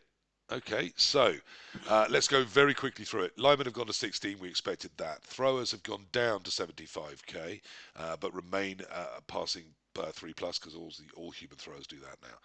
Catchers have gone up to 75k, but they do get the strength 3 human catcher with the 4 plus passing. Human blitzers are 85, so that's cheaper for them. They only get the 1, of course, but of course he now comes with tackle, doesn't he? The Dwarven blockers Yes. are slightly And he does. better than the shit ones they had. Not as good as proper Dwarven blockers. No, they're so good Loads on this better. team. But They they are come much better. outstanding They come on this with team. block now. They come Yeah. with. They don't come with guard access, so that might be a slight issue. Who But cares? they do come with defensive, which I can see being useful on this team. And they've And lost there's Lona. now 3 of them, And Yes. they've lost Lona. and they've That lost too. Lona. Yeah. That's all pretty good, isn't it? So what you're seeing here is they have tanked dwarves, they have tanked humans, and to tank both of those, they gave them both boosts. And because apparently a human catcher is a human catcher no matter what team he's on, Yep. this team is amazing now. Yeah. That's true of all positions. So the Dwarf Runner It's is the same slightly position cheaper by on different teams. 5k, but the same. The Dwarf Blitzer obviously goes up 20k, loses a point of agility, but gains those extra diving tackle and tackle skills. So this team now comes out of the gate with 2 tackles on the roster, which I think is quite a big buff in terms of just facing Amazons and some elf teams. I also think that is a bit of a nerf to Amazons because there is more native tackle anyway. Yes, there is. I don't think that should be underestimated. And halflings have also gone up from 2 to the numbers Why? that's in the box. Why? To 5? They did have 3 in the box. Is there's 3 in the box, but it's gone up to 5? That's got to be a so typo, why? isn't it? I can't tell you. Why? I don't think anyone should ever take 5 halflings on their OWA team. There are 3 in the box. Got to be 3. Why I are don't there think anyone 5? should ever take 3 on their team. Every other number is as per the sprue. Yeah. Why is it 5? This It's is so got to be a stupid. typo. Why is it 5? So the thrower hasn't lost anything except animosity. The catcher hasn't lost anything but has gained strength, of course, except animosity. Human Blitz has lost animosity, gained tackle. Dwarf Blitzer has gained block and defensive for armbar and brawler. That's not a bad trade, despite not being able to get to guard. The Dwarf Runner has sprint now for free and loses loner. The Dwarf Blitzer, of course, as I said, gets diving tackle and loses loner. The Troll Slayer loses loner. The Halfling Hopefuls lose animosity to all the other teammates, and you now get 5 of them, except surely you don't. And the Treeman, because it is the Athel Lauren Treeman apparently now, is no longer Loner 4 plus. I don't think it ever was. I thought it was always an Athel Lauren Treeman. So it gets Timber. It was always Loner. And isn't Loner. Good Lord, OWA look like something good, don't they? So you're going to run 4 guard because you guard the blitzer, the big guy, and the 2 dwarves that you can't. Because you actually will take a dwarf blitzer on this team because it's not terrible. So that's 4 guard. Yep. You've got all the defensive, and then you'll probably have some skills left over to, I don't know, block the thrower. And they can all use the rerolls who cares? now. They can all hand off to each other. And the price for going from a human team to this is obviously I don't have a captain, but I lose 1 blitzer, 1 catcher, 1 thrower, and I gain 6 dwarves and possibly 3 halflings and access to a tree. OWA are better than I don't humans. even think you take the tree still, but OWA are better than humans, aren't they? Yeah. they're better than dwarves. Well, I mean, Yeah, everything is I now know. better than dwarves. That's... I think dwarves might be better than humans. Jesus. Okay, look, we need to crack on, but wow. I mean, they said they were going to shake the meta up. I'm glad it's been broken already, so maybe they can give it another shake, because some of this sounds interesting, where interesting stands in for fucking terrible. Orcs, there's not much wrong you can do here, surely. Oh my god. What's going on here? 16 linemen, that's fine. Goblins get devious, that's fine. Linemen get strength access. Hang on. Devious is a secondary, but they get strength access on primary for linemen. Okay. Do you know that I've lost all the guard on my dwarves? I might not be as upset anymore, Jim. I might have had an idea.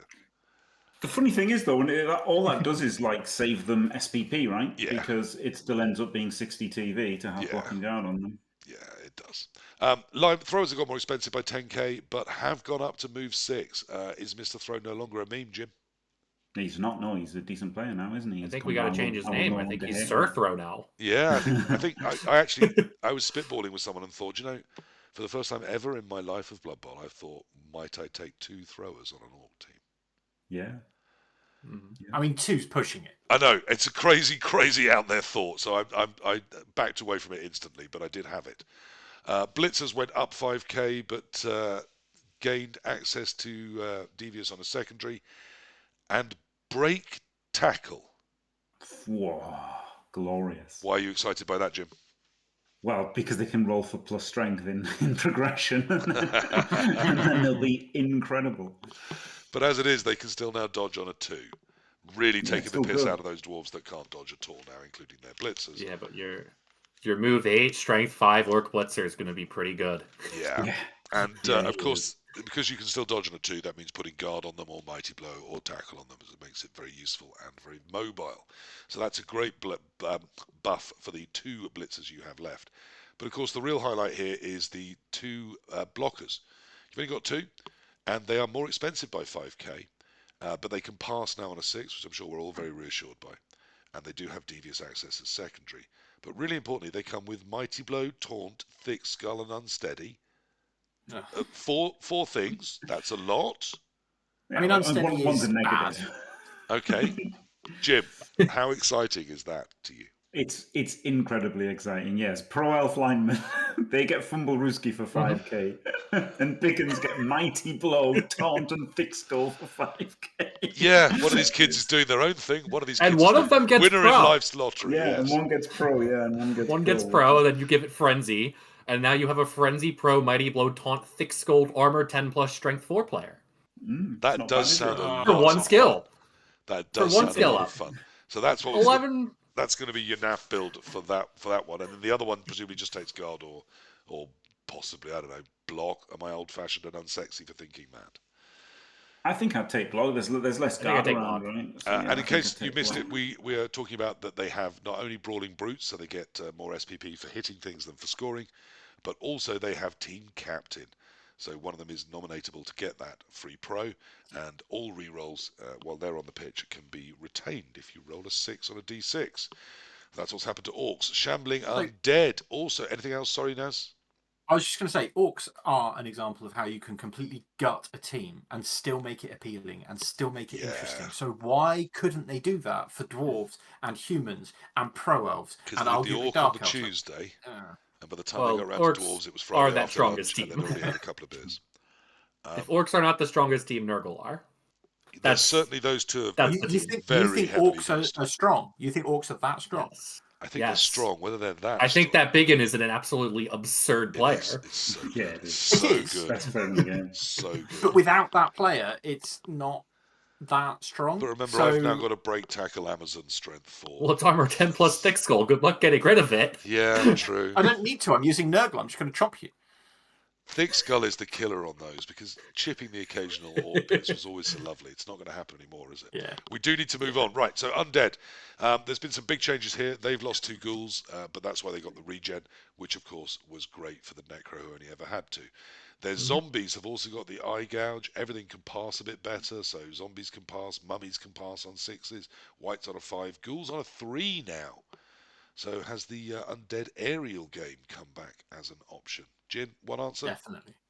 Yeah, honestly, like it's surprising, like even the big ones getting a 6+. It's surprising how often, you just want that random 30%. Gives you a chance of a score, and ghouls often pass for me. Going for quick scores. As we've covered, the zombies get unsteady and eye gouge, so they're not going to be securing your ball. The skeletons, that's their big USP to me. They may not get eye gouge, they may be as much money, and they may be completely shit, but they can secure the ball. They're not unsteady.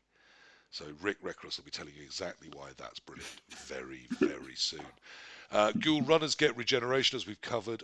Whites get tackle and thick skull. That's pretty amazeballs, isn't it, Jimmy? That's really good, yeah, really, really good. And of course, for NAF style, it means you get stack 90 blow tackle, which everybody on tabletop loves. So yeah, really good. They really struggled against elves as well, undead, so that fixes that matchup a bit. Now you are paying for this. You are going to pay 10k more for each of your mummies. Jleave, does that solve this being one of the strong ones? Is that why it's not on your list of the best? The lack of just ghouls I'm not too sure about it, and it's not absolutely absurd like Nurgle or orcs. I think if we're going to They're have not bad. eye gouge, I want pillow fight as well, and then I want to criticize someone else's choice of nail color. Undead's also going to have that weird question of, do you actually take some skeletons just to be a little bit faster, or do you take the zombies for No, eye you gouge? take a skeleton so you can secure the ball when I've killed both your minions.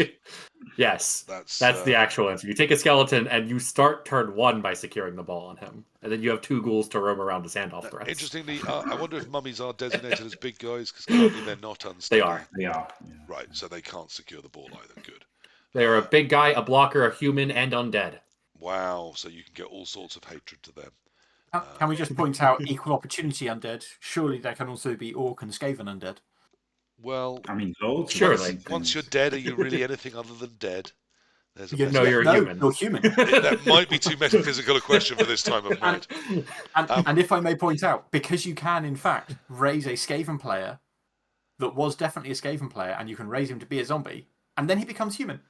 Now, well, if you hire Guffle Pussmaul for your Chaos Renegades team, and he kills a player, you can get a second Dark Elf lineman. Here's why we need squigs, by the way, because I don't think Nurgle are going to be chomping everyone, sadly. They really should.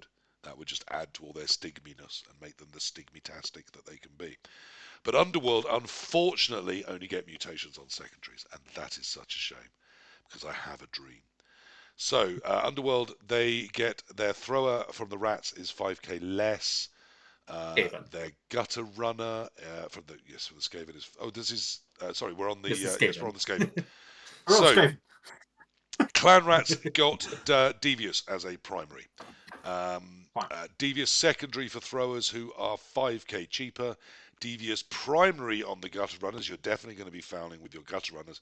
Now you have a total of 2, and they lose passing on secondaries, so no more leader caddying. The blitzers gain a point of movement, gain a point of passing, and get some skills. Also devious on secondaries. And the rat ogre can also pass on a 6. Skill-wise, gutters have gained stab. Do we care? No. No from Naz. Do we care, Jleave? What's a Skaven team? Okay, yeah. Are we sure that they exist? Point. Well, I mean, I hear it's just rumours about these rat-sized humans that people used to play in Blood Bowl. I take it you think stab is not enough to make up for losing 2 gutters. And strip ball, of course, added to the blitzers, not tackle. Nothing is enough to make up for losing 2 gutter runners. When we first heard that Skaven, this was happening to them, I was happy to dance on the grave of Skaven. I was happy to indeed host the party, which everyone could come to dance on the grave of Skaven. But then I read that break tackle was back, and that obviously if I put that on my blitzer, who is move 8, almost as fast as a gutter runner, and he's got break tackle, and he's already strength 3, and he's already got strip ball and block, I could dodge into a cage.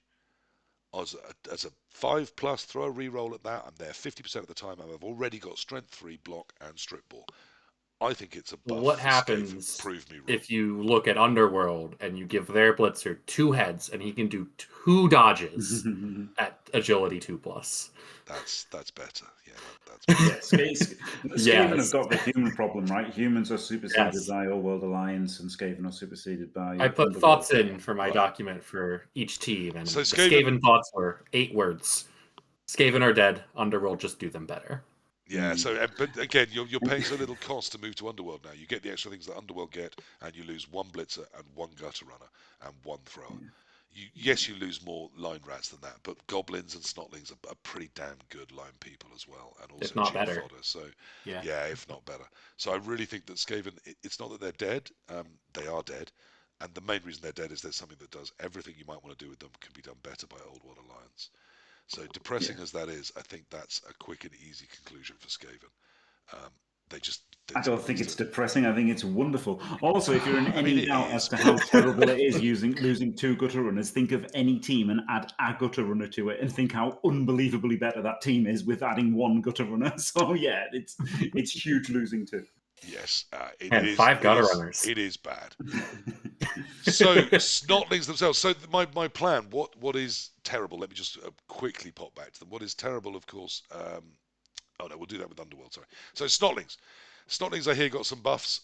Passing across the board got slightly better, so their passing that is shit is slightly better, except Flingers, who might be the only passing piece that's still a 4+, because you couldn't have 3+ bombs, probably. That would probably be a bit too good, particularly as they do get Goblin passing Bomber is the access. same way, but yeah. Their trained trolls, of course, have lost their 3+ loner. Pump wagons have lost secret weapon, which feels like it could be huge to me. Mm-hmm. Other than that, pogo sticks become just the word pogo. Swarming still seems to be there, but it's become insignificant. No. So Swarming is now a special rule? Yes, that's it. So swarming is not a skill on a player; it's Yeah. a special rule for the team. Yep. Which just means it's basically the same thing, but it's just It's worth exactly the mentioning same thing. Yeah. in case anyone gets confused. Insignificant means you cannot have more players on your roster with the rule with the skill insignificant than do not have it. Right. Only when you make the roster. So when you Oh, yes. first make that team, you are capped at 8 Snotling linemen.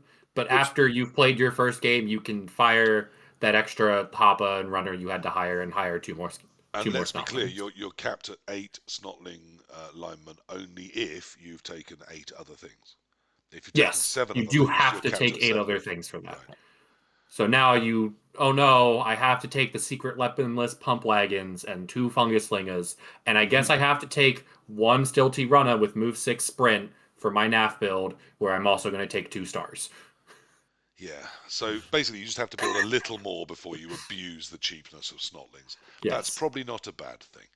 They have 4 strength 5 non-loner Mighty Blow players, which is terrifying. But they all do have really stupid for the 14 players running around the pitch to help them. Yeah, it's not as though you're going to give them an intelligent troll to help them out.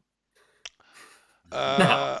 Oh, but they did lose loner. So Snotlings got a huge buff in some ways, but a slight limitation on how much of a star caddy they can be, and that it'll cost you a tiny bit more. Cool. Just a huge buff. Huge buff. Yes, massive buff. Huge buff. So Tomb Kings, not a huge change from what we've already heard about. So obviously the Tomb Guardians, as we know, have gone up 5k, but they get Brawler, so I think most people will be quite happy with that.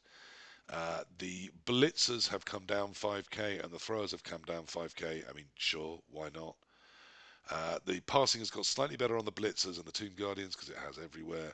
The AV seems to have got slightly better, though it's been labelled red incorrectly. On the Throwers, it's gone up to 9+, but they've lost Thick Skull. That's pretty much a push, isn't it? Or do we think they've still got Thick Skull? They do still have Thick Skull. That's a failure from me, is it? Apologies. I'm enraged by it. I am so pissed off that the Tomb King Throwers got an armor up and they kept Thick Skull.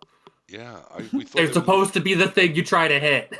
Yeah, we thought they were losing Thick Skull, but now they're not hittable, and everything in Khemri got better. So people are going to like playing their Khemri, aren't they?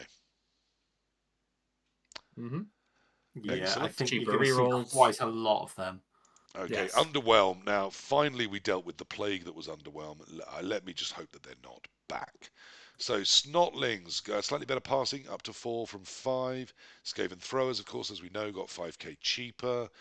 There's a lot of devious access all over the team. That's good. Skaven Blitzers up to move 8, as we know. The Gutter down to 1, which already was. The Rat Ogres can pass a little bit. So, really, the only change is the devious, isn't it? Anyone?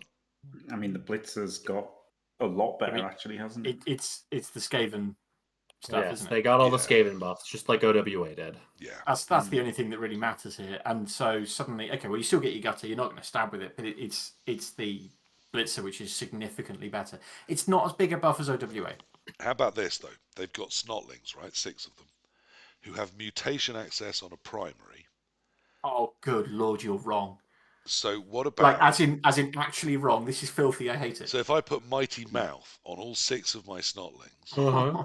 and I run them into the middle of your team and I chomp 6 people, yes, you get 3 die, but I can sidestep, so I can stand So- next to you when you push me and be there for the whole game. Monstrous Mouth, you would need to blitz with them or already be basing them. Is Yeah, the like I only said, issue. I run them up there one turn, and then next turn, everyone that's still up just chomps. Right. And the one Also, that's on the ground... how often are snotlings based? I want to go kill that. All right, so Yeah, no, we this still is a need terrible squigs. idea. Like I said, it's a squig light idea. But there's mutation access all over it. It's all a bit cheaper. Is there anything really huge to talk about here? I think we're getting towards the end of this and we need to crack on. No. No, Good. not really. I mean, they're one You turn. can put Dirty Player on the goblins instead of Yeah. the Clan Rat. Their There one you turn go. is even better. They can because they can pass on a 2+ to the Yep. troll now. Not to the troll, to a goblin to get thrown by the troll. Yeah, absolutely. So there's the pass it up and then pass the ball carrier option. Or the 14 SPP natural one turner. And they just look so Yes, much better I than mean- a rat team now, don't they? Because you lose. I mean, of course they're good, but like some things can happen. Like you can get blitzed on and the gut and get Yes. knocked over, right? Like that Yes. happened to me, and then I had to throw Yes. it. So that can happen. You can also obviously just take grab and stuff, and then do things, can't you? So yeah, really good. Okay, vampires. Nothing's changed here much, has it? A little bit more passing on all the passing pieces that aren't the thrower. We went over the Hypnogaze stuff, and that plus Yeah, passing on a Hypnogaze- runner is very appreciated. It is, isn't it? It means you have It a is second very throwing nice. option, which is incredibly fast to pick it up as well. But do you think we'll see less throwers? No, we might see them throwing less, interestingly, but I don't think we'll see less throwers. They'll throw the ball just as often. Yeah, nothing else changed except, as we said, Bloodlust has gone to 3+. So that's dealt with the plague of vampires, if only they'd done anything at all about Amazons. And then finally we have Wood Elves, who have lost 2 catchers. Their linemen have got cheaper by 5k and got 1 passing boost. Their catchers have gone down by 2, but also got a passing boost. Their throwers have gone down by 10k. Their war dancers have gone up by 5k because everything must change price. And their passing is 3+, so that's definitely better. In a clutch, it's quite good. Catchers have their sprint back. So you've lost 2, but lots of Wood Elf coaches will be very happy about that. Throwers now come with safe pair of hands. You still are never going to get sure hands as an elf, but you will get safe pair of hands, so there's something for you. Dancers haven't changed, and Treemen haven't changed either. They don't get timber. They are still loner 4+. Woodies will be fine like that, won't they? It's fine. Sprint's really good. Really, really They can Sprint's take good. Rodney, which is pretty funny. Yeah. Yeah, and pretty good on them, to be honest. Yeah. Yes. Okay, so we're He's not worried he's about not a Wood bad Elves. option. Right, so we got through the teams. Now, I did say before we wrap up, because we do need to, we are already 40 minutes over the 2-hour mark. This is going to be the only OWOB to go near 3 hours. Thank you for sticking with us if you have. Hence, I want to do stars in 5 minutes rather than 5 hours. We haven't got time to go through them all. They've all been released. We did get a PDF, which I'm sure Games Workshop have planned to release all along, telling us about all the stars. Jleave, which is the most broken star? In a strong field. Let me give a think on this one. Kraken Crumbleberry. Yeah, I think I'd have to come down on the Kraken Crumbleberry. Yes. So you get the delight of explaining why it's broken. Off you go. Okay. Kraken Crumbleberry have changed their special rule. Instead of it being if you remove one of them, the other gets loner 2+, it has changed to once per game or half. Which is it? Half. Once per half for his entire activation. If Grak starts next to Crumbleberry, Grak can pick Crumbleberry up. And then at the end of his activation, he places Crumbleberry back down. Crumbleberry's special rule says that while he's being carried by Grak, Grak gains break, tackle, and dodge. So stupid. So you have one turn of this ogre who has strength 5+, agility 4+, and break, tackle, dodge if you wanted to use it to dive a cage. But why in the hell would you ever do that when you can save it for your one turn and force them to, make it so that they have to set up the backline very close? or you can just walk Crumbleberry into range. And if they set up the backline very close, you just kick him over them. I mean, luckily ogres aren't very fast, and Grak isn't very fast. They won't have left this to the point where you can just use them as a natural one-turner, will they, Jimmy? Oh, you can. Yeah, you have actually 2 entire spare movement to do this as a natural 1-turn. Wow. So I can pick him up from standing behind me, walk forwards 5. Mhm. I can presumably rush if I feel I need to. Yes. Place him down in front And place of him me. down. For And 7 then- movement without any rolls other than his bonehead. And then he can move from there. Yes. Wow. So I don't need to throw Grak. Grak doesn't need to throw Crumblebee anymore. He just carries him. No, he doesn't need to and kick then him. He just walks in. Yeah.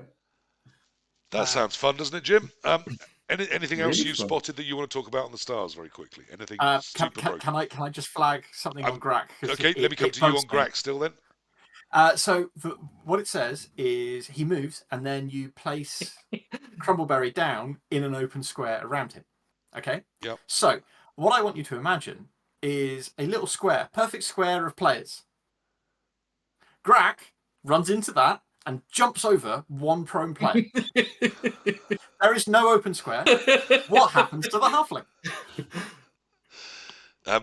Presumably he's there forevermore. But again, you are rules lawyering around the edge of things. If you do this, you get banned from the league you're playing in. Oh, God, you definitely should. Or the tournament that you're at. You should. I might be getting too You go on a old for list. this shit. Okay, so you can already just break Blood Bowl to the point where there is no answer to what you do next with Grak. And the ball has left. The pitch. Come on then, Naz. Which other star has taken your eye? So I'm quite interested by Zolcath the Zote, who has gone from being pretty naff to actually being pretty decent, because when he activates, he chooses an opposition player within 3 squares, and that player loses their tackle zone. He So still it's activates Hypnogaze as from normal. 3 squares away, and it doesn't say it ends his activation either. Yes. Fantastic. So no cage is safe within 3 squares of him because he can Hypnogaze one corner of it and then just walk in and blitz the ball. Yes. Fantastic. That sounds good. Jim, any of these interest you or caught your eye outside of those 2? I mean, I don't know. What's he called? There's the guy that Gnomes might want now, right? Jordell gets steady footing, which is all right for them, I guess. But yeah, Right. I mean, the Wayne's one. There's obviously. So he's the best war dancer, and they've given him a ward save on 1 in 6 of everything he fails. Jordell's biggest buff is that he can be taken by a stunty team. Yeah, Right. yeah. Right, so we're going Not to that not they've sold anything enough else. Griff But models. they have taken Griff away. In fact, they So gave that's- Griff yes. away to us all, didn't they, with season 2? So they've gone, let's make it something we sell. What's never sold? Oh yeah, no one ever buys Jordell. We've got a warehouse full of them. Let's put Jordell on fling teams. So we're going to see a lot Ogres of don't have an insane movement star anymore. we're going to see a lot of Jordell. I gave up reading them because it just made me sad. They did seem to have a look at all the megastars and say, okay, how do we reprice them or tone it down or change it slightly? Then they went to other ones. Yeah, but let's just do something stupid here, eh? And I think just created loads more megastars. We'll see what everyone else makes of them. And really, you need a 2 hours to go through sort of half of them, and then another 2 hours for the other half of the list. There's that much that's going on within the star players. One that leapt out at me is I always have a look for Gretchen of Watcher, or Gretchen the Watcher, as I always think of her, the Blood Bowl Widow, because she was so terrible. She might actually have been worse than Grim. Grim now, by the way, looks like he might be quite good, but I'd have to have another read of it all. Gretchen, it specifically says that when she activates her special for that turn, she doesn't have to dodge if she's leaving a tackle zone. But it doesn't say if she's moving through one. So does that mean that you're always leaving? I mean, you have to check the keywords. Yes, does it mean she you're can always just go leaving. anywhere You're always leaving without Yeah, she ever just rolling doesn't make dodges dodge that rolls. turn? So Yeah, she gets an yeah. entire turn with no dodge rolls. She can just go anywhere. Yeah. That seems fine. That seems absolutely It fine. is fine because she ain't got block, has she? Oh Like, yeah, if she had she block, can go that anywhere but do means- nothing when she gets there. Yeah. Like it's a completely insane ability special rule. That But reminds like, me she of doesn't my do 16-year-old son. So there's an enormous number of stars. Some of them seem to have the same special. Some of them slightly toned down. Some of them more expensive. Some of them cheaper. Some of them their special has changed entirely, and some of them no one's really thought through or talked to a playtester about, or someone that knows Blood Bowl. Is that stars in a 2-minute rant? I mean, Yeah. essentially, yes. You've still got completely broken ones. Ripper is absolutely bonkers. What's wrong with Ripper? The fact that he's bullseye and can re-roll the dice. So the chance of him hitting his target is pretty damn high. 75%. Oh yeah, and his passing ability is 4+. Right. Mhm. So he's just Walk the normally Stunty next to the cage, he's pick got a him pretty up, good hit go the at ball going at it. carrier, blitz. But he's still got With his someone smartest else. troll re-roll. So normally he's really good, but just once a game, he could be Yes. incredible at it. There are 65 Fabulous. star players. I have listed 16 of the 65 star players as this is a megastar. Right. Is it mostly the same ones, or? I was going to say, No? can you rattle through that list? Because I think it's all different ones. Okay. Bomber, Cindy, Luther, Deeproot, Estelle, Grack, and Crumbleberry I counted separate. Griff, Hathark, Ivar Eriksson, Jordell, Morg, Nabla, Ripper, Skitter, Zolcath. Yeah. Okay. And I confess there might be some. And then there's a couple that I put in as because they're this so could niche. be still a megastar. Yeah. And of course, Zarg Madai, we all understand from the Hungary people that he's completely overpowered. So thank God that's been long established. Wow. Look, that's what I wanted to achieve tonight, and it's been way too long. I've kept you all up way too late. Thank you so much for this. Monster episode. There's so much to deal with. Every single one of the things we talked about, we could go into in so much more depth, and I know you all can. And I know you understand these things. I've been playing Faux Naive. I'm trying to get my head around it all, and it's been really super helpful. I hope for anyone out there that's been watching along with this, or that's been listening along at home later, or on your commute, or as you touch yourself gently in the bath, I don't care, however you listen. I hope this has been useful, just to get your head around the rules that we're all going to be playing. I think when I took the piss in the adverts about this, about how calm everyone wasn't being, one of the things that really occurred to me was, I am old enough, I've been through a lot of rule set changes, and no one's ever calm. Everyone always says it's all the end of the world.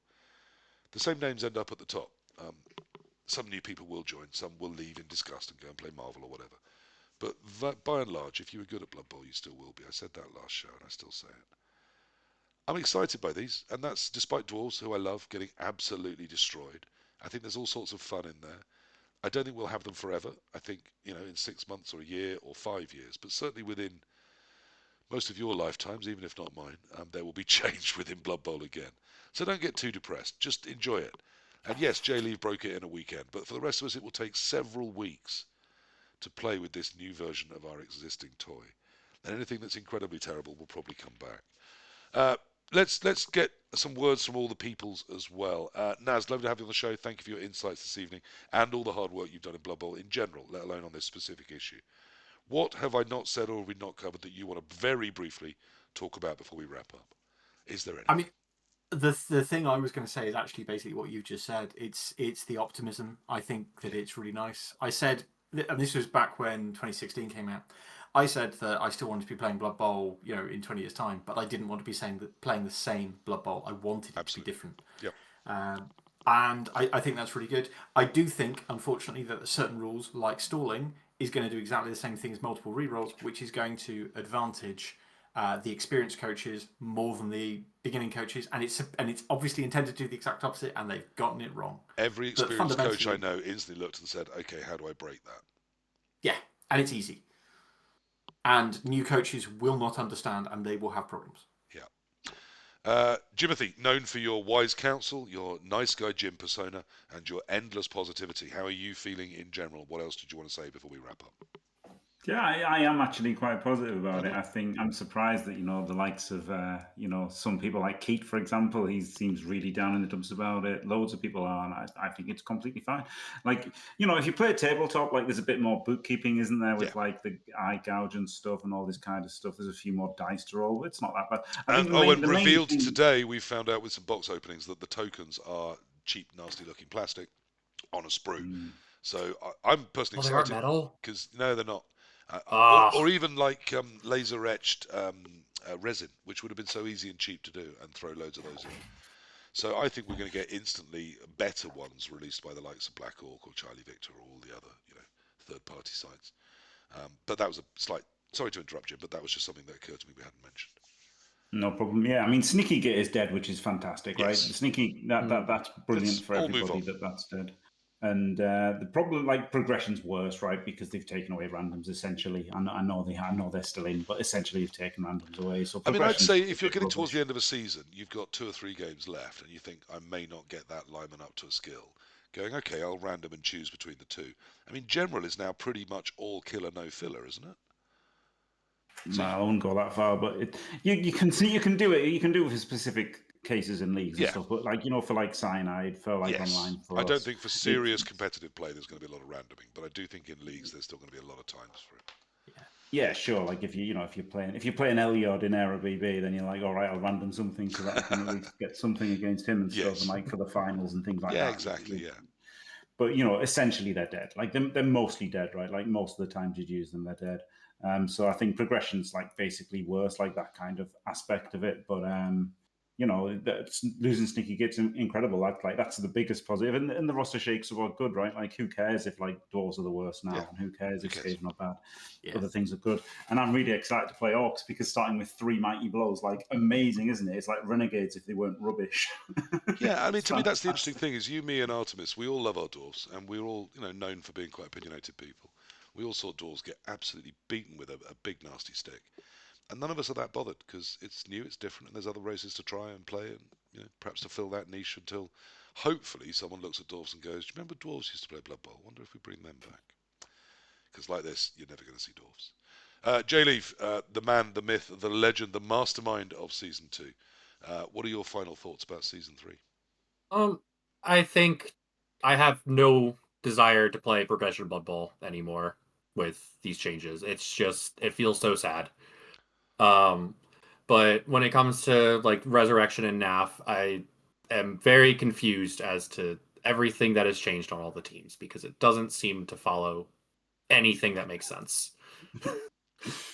I think we've seen a lot of changes, and I have to play some games to see why Bretonians are not one of the worst teams in the game. Lots of wrestle. I mean, wrestle is quite good. I mean, they are Yes. the worst teams in the game. Wrestle's quite good, but I have to see how they're better than at least a team that's not humans or dwarves. Bring back old Bretonians, that's what I say. I think there's a niche of them between Bretonians and knobs. There's old Bretonians.